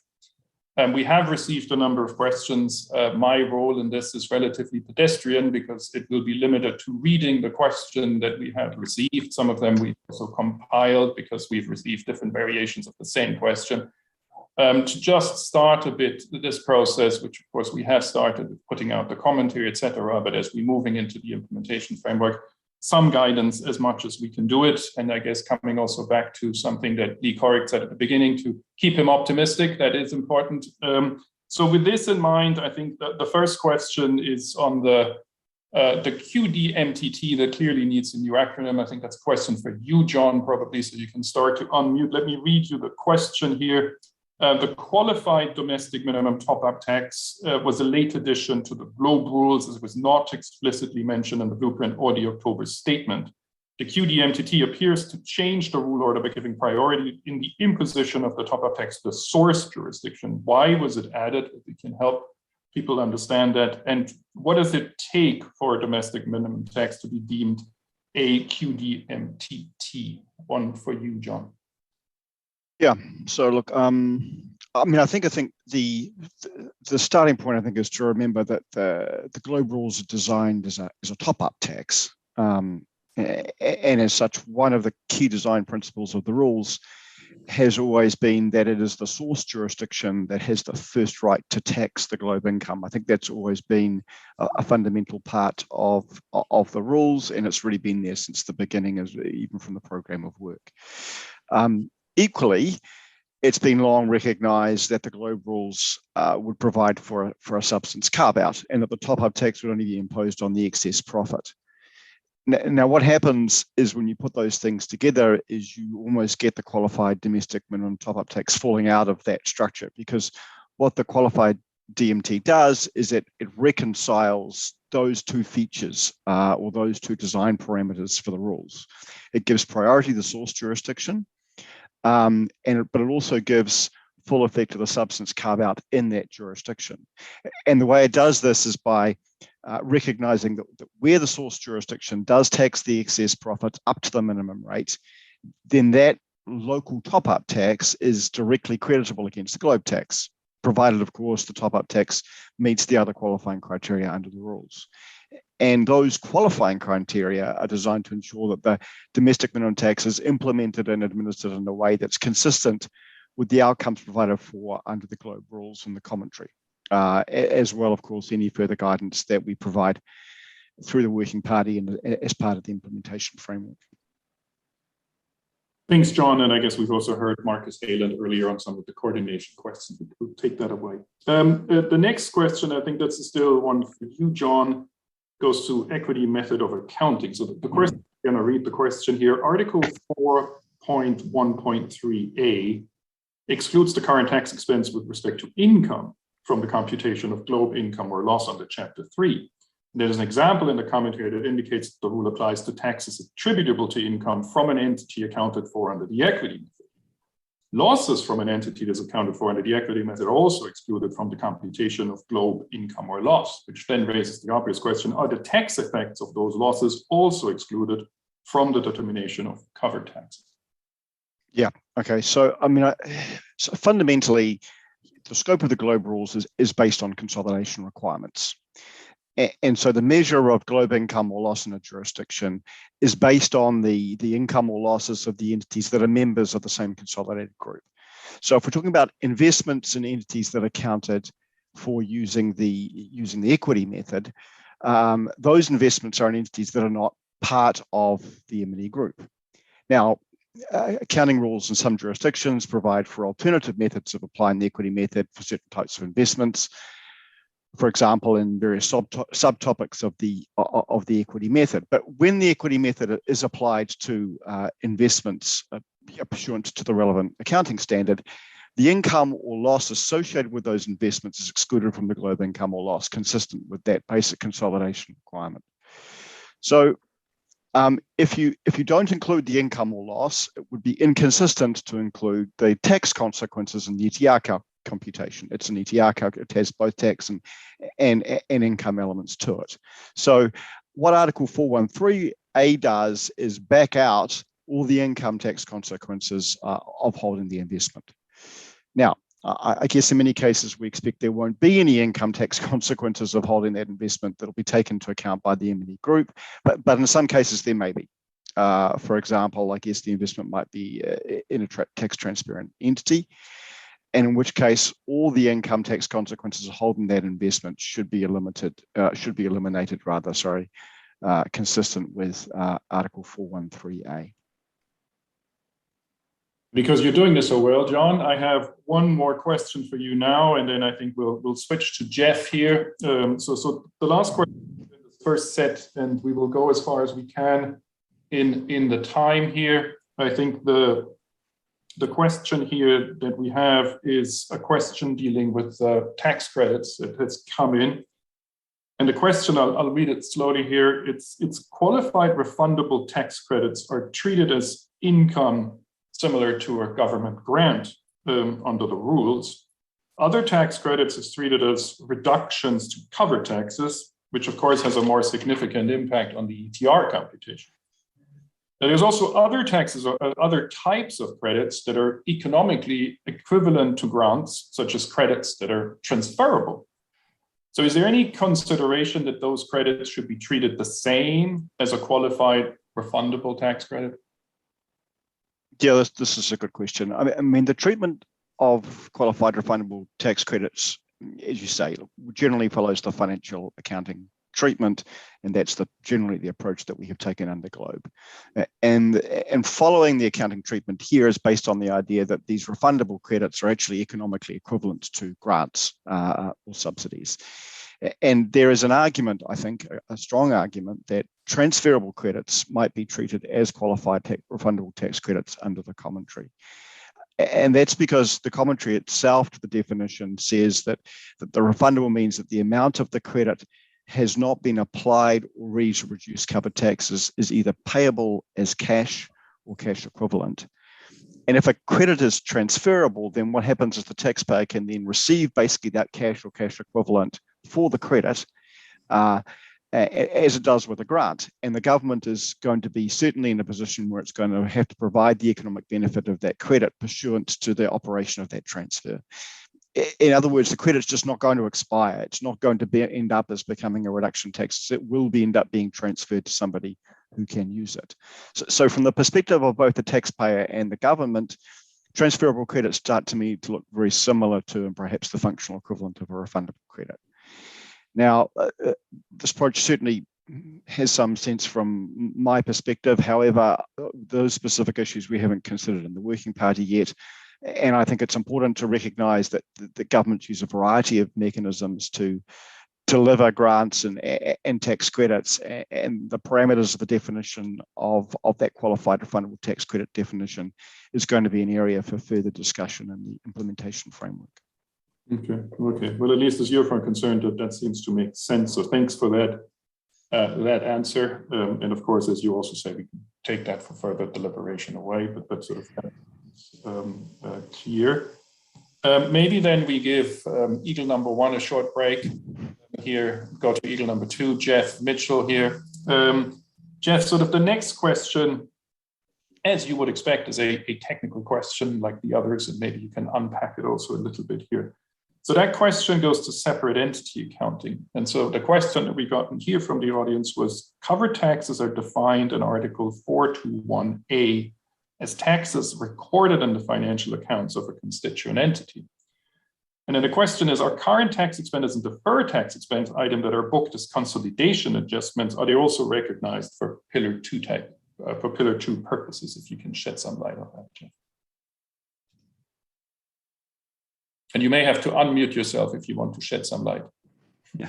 Okay. Sorry about that. Yeah, this is one of the more commonly asked questions in the submissions, but the answer is yes. Current and deferred tax expenses that arise in respect of the income or profits of a constituent entity that are booked in the consolidated adjustments, they're recognized for GLOBE purposes. So long as they can be reliably and consistently traced to the relevant constituent entity.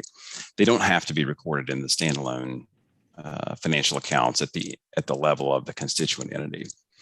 And this is consistent with the rules for determining the GLOBE income or loss of a constituent entity, where the starting point is the financial accounts that were used in preparing the consolidated financial statements, of the UPE. But it also takes into account items that are reflected in the consolidated accounts, again, that can reliably and be reliably and consistently traced to the relevant constituent entity. Thank you for that. We'll stay with you for a moment, Jeff, if you don't mind. The next question deals with transition questions. I think we've heard much about transition and the focus on transition for any guidings coming out.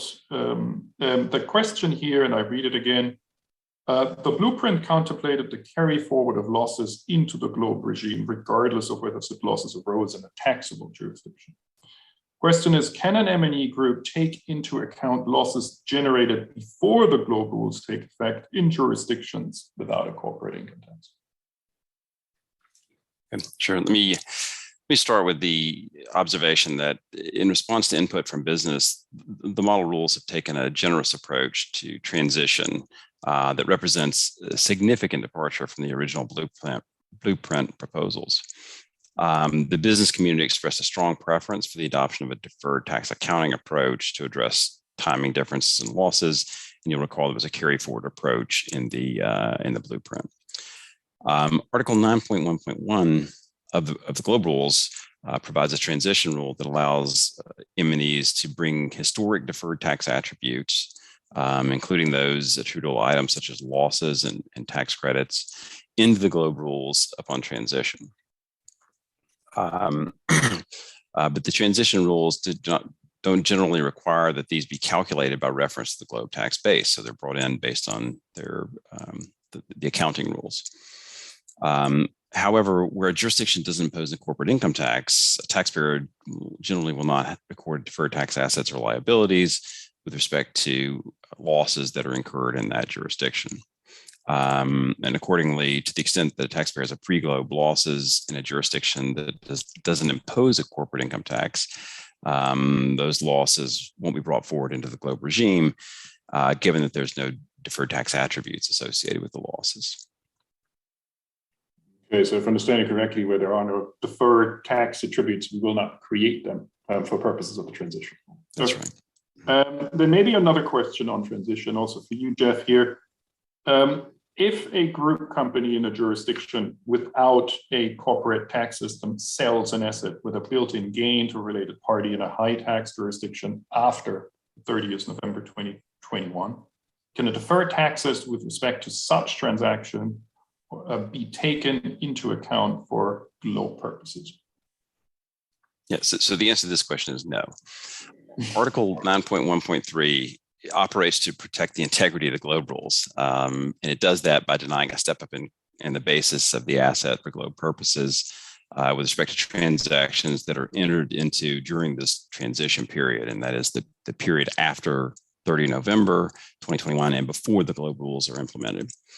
We recognize that this transitional rule does impose additional compliance burdens on business. And for this reason, the restriction on the basis adjustment doesn't apply to transfers of inventory. However, the working party considered that this adjustment for intergroup asset transfers after November 30 is necessary to protect the integrity of the rules. If the asset transfer had taken place after the GloBE rules were effective, the gain from the sale of this asset would have been included in the GloBE tax base and it would have generated a corresponding top-up tax liability.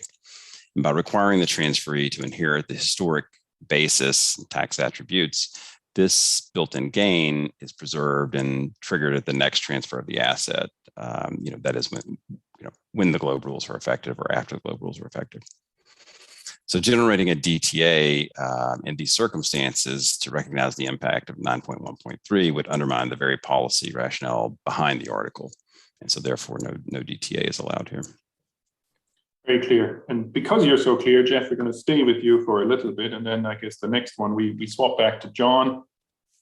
This is a question on a loss carry forward or net operating loss, if I understand it. So the question here that's come in is the use of an NOL, I think we think loss carry forward, considered a commensurate increase in the taxable income of the high tax counterparty when applying the Article 327 rules on intragroup financing arrangements. Maybe you can unpack that a bit for those that are less conversant with that and then also respond to that. Okay, I'll try. So Article 3.2.7 is another one of the integrity rules. And it applies when there's an increase in the amount of expenses that are taken into account in calculating the GloBE income or loss of a low tax entity with no commensurate increase in the taxable income of a high tax counterparty. And this is, of course, an intercompany arrangement. And this test is evaluated over the expected duration of the arrangement. So that's sort of the background. Now, whether there is a commensurate increase in the taxable income of the high tax counterparty, that depends on whether the relevant attributes, such as the carry forward of a denied interest expense deduction or a domestic loss carry forward, would have otherwise been used by the taxpayer, but for the arrangement that's being tested under the article. Now, this concept is illustrated with respect to a denied interest expense carry forwards. That's in paragraph 127 of the commentary, and it's also illustrated in example 3.2.7-2 of the examples.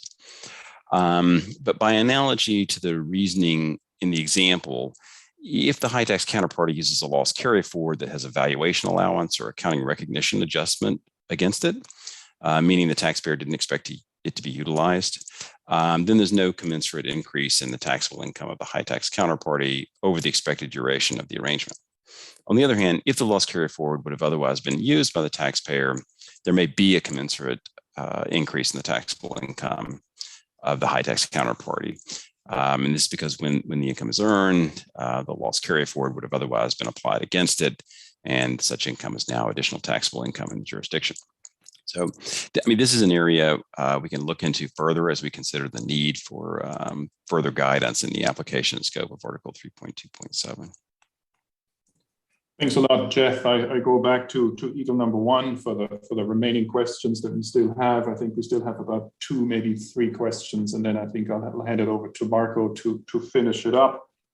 The first question here, it's a bit of a longish question, so bear with me, John, as I go through this. It relates to top-up tax computation under the POPE rules, and you may tell people also what the POPE is. I think it's an acronym that we're now using a lot, but not everybody is equally conversant. So the question here is the following. The global rules require a jurisdictional ETR computation based on the global income and loss and adjusted cover taxes of all constituent entities of the MNE group within the jurisdiction. So far, so good. They also require the relevant portion of any top-up tax liability resulting from such jurisdictional calculation to be taxable at the level of, and I guess I'm going to spell it out myself, the partially owned parent entity, which is the POPE acronym. It will frequently be the case, however, that the POPE will not control all of the entities in the low tax jurisdiction. And that may well happen. So I guess that's the context. The question, and that fact is then, like in this case, how can the POPE obtain the information as a practical matter of the constituent entity that does not control for purposes computing the ETR on a jurisdictional basis? Can you give us some idea on, how do we deal with that challenge, or how do you see that?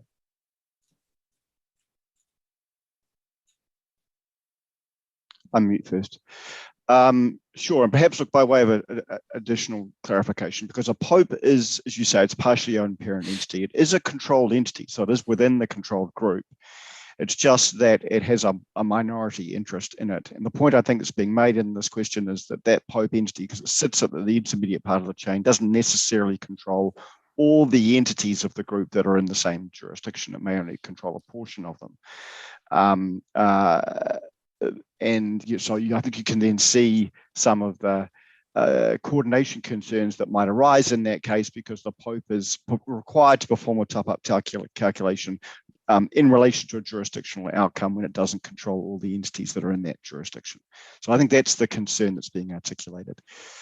But look, as it should have, as it was clear, I think, in fact, from today's discussion, it's contemplated that the global rules will operate in a way that results in a single ETR calculation and top-up tax computation for each jurisdiction and for the entire group. And that's regardless of the constituent entities that are required to apply the IIR or the UTPR within that group.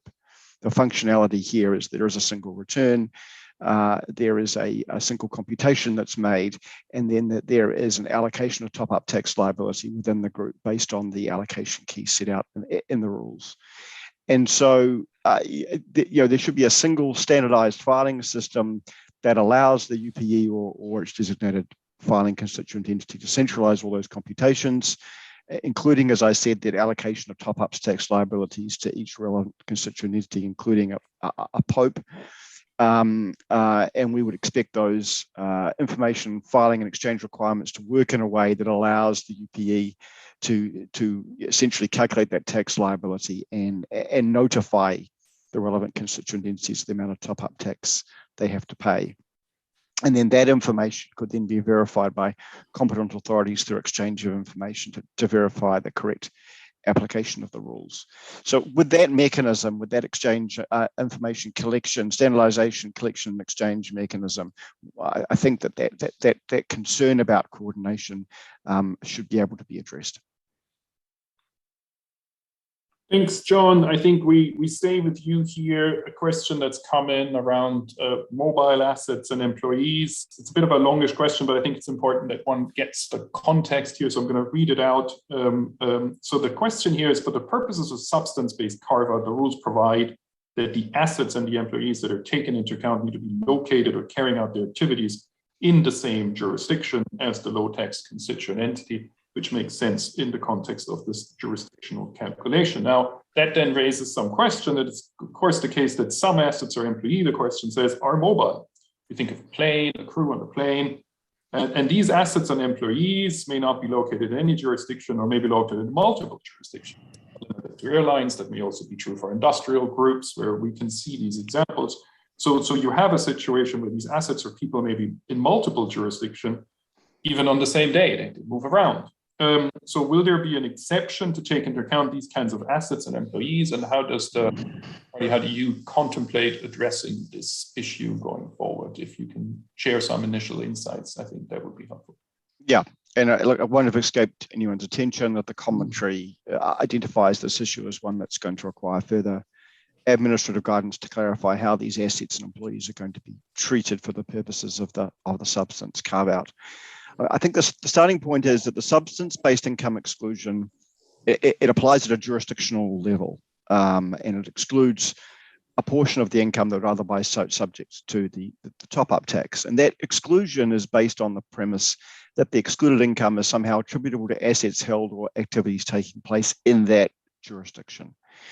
Now, as we've flagged already, and as is clear from the commentary discussion, there may be a number of cases, not limited to airlines, where the location of assets is difficult to determine because it's mobile by nature, or you have an employee that's working across multiple jurisdictions. And there are questions around whether those assets and employees generate a substance carve-out, along with questions then about how much, in which jurisdictions, how can the MNE establish, and from a compliance perspective, how can they establish that to the relevant tax authorities and do in a way that's consistent and understood and accepted by all. And all those questions were being discussed at the end of the process of finalising the commentary. And this perhaps brings out the point that you were making earlier on in this piece, that there is a sense in which we acknowledge that there is unfinished business as part of this commentary. There were places that we just simply didn't get to the level of precision of the answer that we need to, and didn't reach a final consensus. However, we have committed to look at this question in more detail as part of the implementation framework. And we're certainly grateful, I think, for the input we've got from stakeholders on this question. And I expect producing guidance in the space will need to be one of our priorities, as I said, so that these issues can be addressed in a consistent manner across jurisdictions. Thanks a lot. I think we have time for one last question. Yes, we have 1 minute, and maybe a not so popular discipline of part of the GLOBE rules here, but nevertheless an important one. That relates to the recast of DTLs at 15%, I think. And maybe as part of this question, you can also indicate whether there's any hope for Christian Kaiser and his point, and or whether you have any reflections on that. We wouldn't want to leave this on a strict no here, but of course, I leave that to the EAGLE committee. So the questions we've received here, which is a bit narrower, but feel free, both of you, to come in on this question. We received a lot of public comments and questions about the recast of DTL at 15% and how this affects the ETR computation. Can you perhaps again set out the thinking here, whether there might be, how you see this, I guess, and take your time. I think it's an important one. Jeff, do you want to answer that question, and I can talk to the point the question raised. Sure, I'll just start off. I think there may be. It seems to be an apparent misunderstanding of the full effect of the recast of the deferred tax liabilities. We had several commenters that stated that the recast eliminates the headroom in the ETR computation, and what they mean by this is that an accounting deferred tax liability or deferred tax asset recorded in excess of a 15% rate. It could reduce the potential top-up tax liability on an item of, say, tax-exempt income that arose in the same year. And while that's true that in the year the DTL is created, the excess DTL, the amount that's above 15%, it can't be used to shield other income from top-up tax when you apply the recast. But that's not the full story. In fact, when the tax liability is actually paid or the DTL otherwise reverses, to be clear, the DTL doesn't have to, they're not necessarily paid, they sometimes just reverse. But when that happens, the taxpayer will include that difference between the DTL at 15% and the accounting DTL in its covered taxes computation. And so when that happens, the excess DTL is effectively included in covered taxes and the ETR computation, and then it's available to sort of shield other tax exempt income from potential top-up tax liability. But I want to state clearly that the difference between the recast and the tax paid is not lost. It's simply taken into account for the year in which the tax is paid or the DTL otherwise reverses. Yeah, and then look to supplement what Jeff is saying, and perhaps to try and sort of address the question that Christian raised. I guess it's, look, in order to understand where you end up, it's helpful to understand how you got there. And originally, of course, in the blueprint, as we all remember, back in October 2020, all these smoothing and timing mechanisms were based on a carry forward approach. And then due to significant business input in the last public consultation we had, there was an agreed switch to a deferred tax accounting mechanism. But when that switch was made, there were, I don't speak out of turn, I think, when I say that there was a significant concern inside the working party about giving a credit under the Globe rules upfront for taxes that are going to be payable in the future. That is perhaps it's part of the novelty of the design of what we have in the Globe rules. It's there to address to borrow the deferred tax accounting architecture requires you to borrow that particular conceptual step. And then there are two key elements then that come out of that. The first is the one that Jeff has just described, which is this then desire to limit the amount of the upfront credit that is provided just to the reference to shelter the timing differences, with the balance being recognized at the time that the tax liability is paid or reversed. But there was also, a concern, one that exists in the context of carry forwards, but I think was emphasized, particularly in the context of deferred tax accounting, that you want to place a time limit on those timing differences, so that you weren't claiming a credit in relation to a tax liability that was not going to be paid for a substantial point in the future, or to the extent it exceeded a certain point in the future. So that was the journey that was travelled on, and then I think it needs to be recognised there are, of course, certain categories of items, the recapture exception accruals, where there is no time limit in relation to those items. So there's a list of items in Article 445 where, in actual fact, there is no recapture framework placed in place. And those items were identified based on the fact that they were likely to be long-term items, that they were likely to be material, and that they were timing differences that were going to reverse at some point in the future, that they were certain that they would be reversed out. So there was a policy adopted by the Working Party to identify those categories of items that did have these features and to exclude them from the recapture rule. Now, for this residual category then, so for the residual category that doesn't fall into Article 445 and therefore is subject to this 5-year recapture rule, then I think there is a question then of interpretation, which interpretation in terms of the commentary, and again, there's an opportunity for us here to provide further guidance. And the question really here is whether you have, in relation to these categories, you have all these items, you have an item of a deferred tax expense that falls within Article 444 of the commentary. And the question of which do you have an item of deferred tax expense is one that really makes sense in the context of the business organization, the way the accounting is done and the way the accounting is recorded. And that is certainly something on which the inclusive framework can provide guidance if there are facts in play.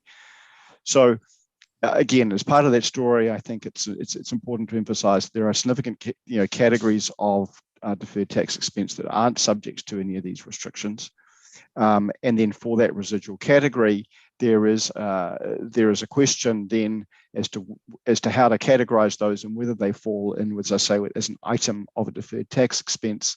And there may be that we can provide further guidance to describe the circumstances under which an item of deferred tax expense can be identified.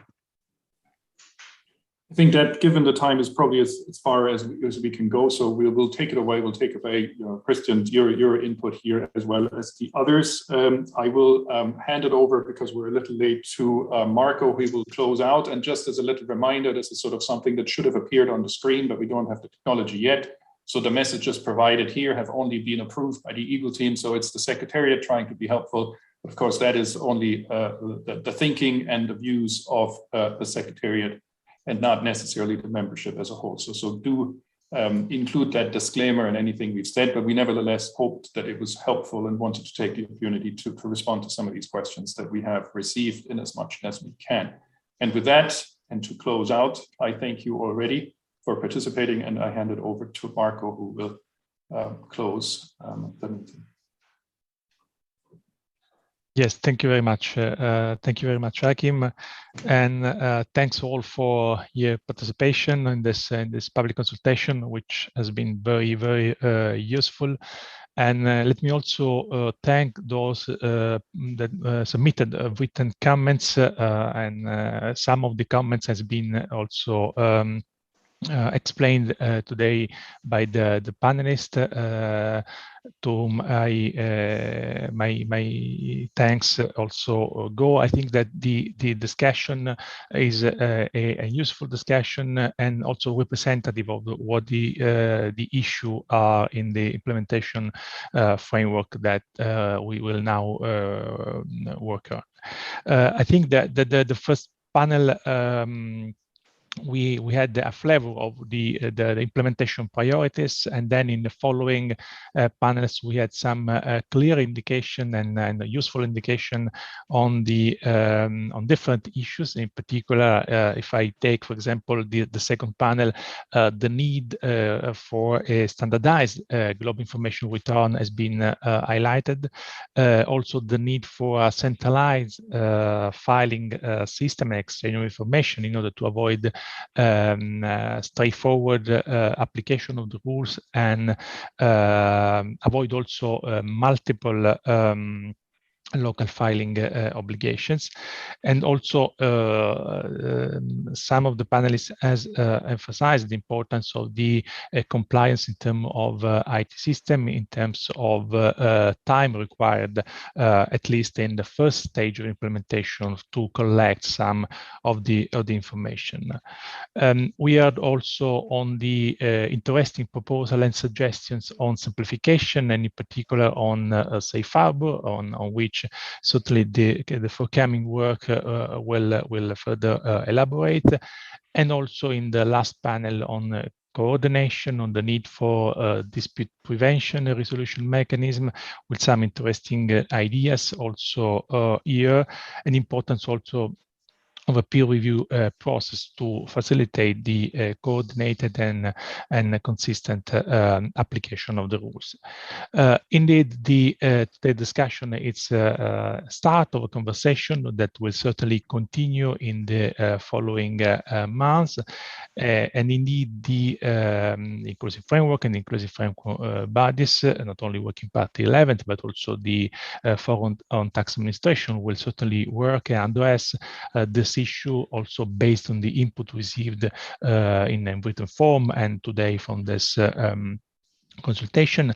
And also we will continue to liaise with the business advisory group that also helped us and assisted us in the design and in the development of design of the model rules over the last months. Indeed, all the inputs will be taken into consideration and will be part of the following work. And let me thanks once again for your participation today, your input today. We will certainly continue to engage with you in the following work on the global implementation framework.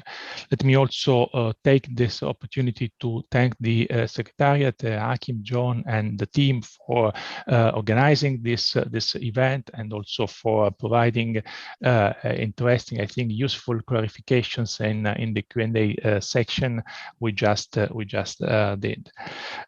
So thank you very much again.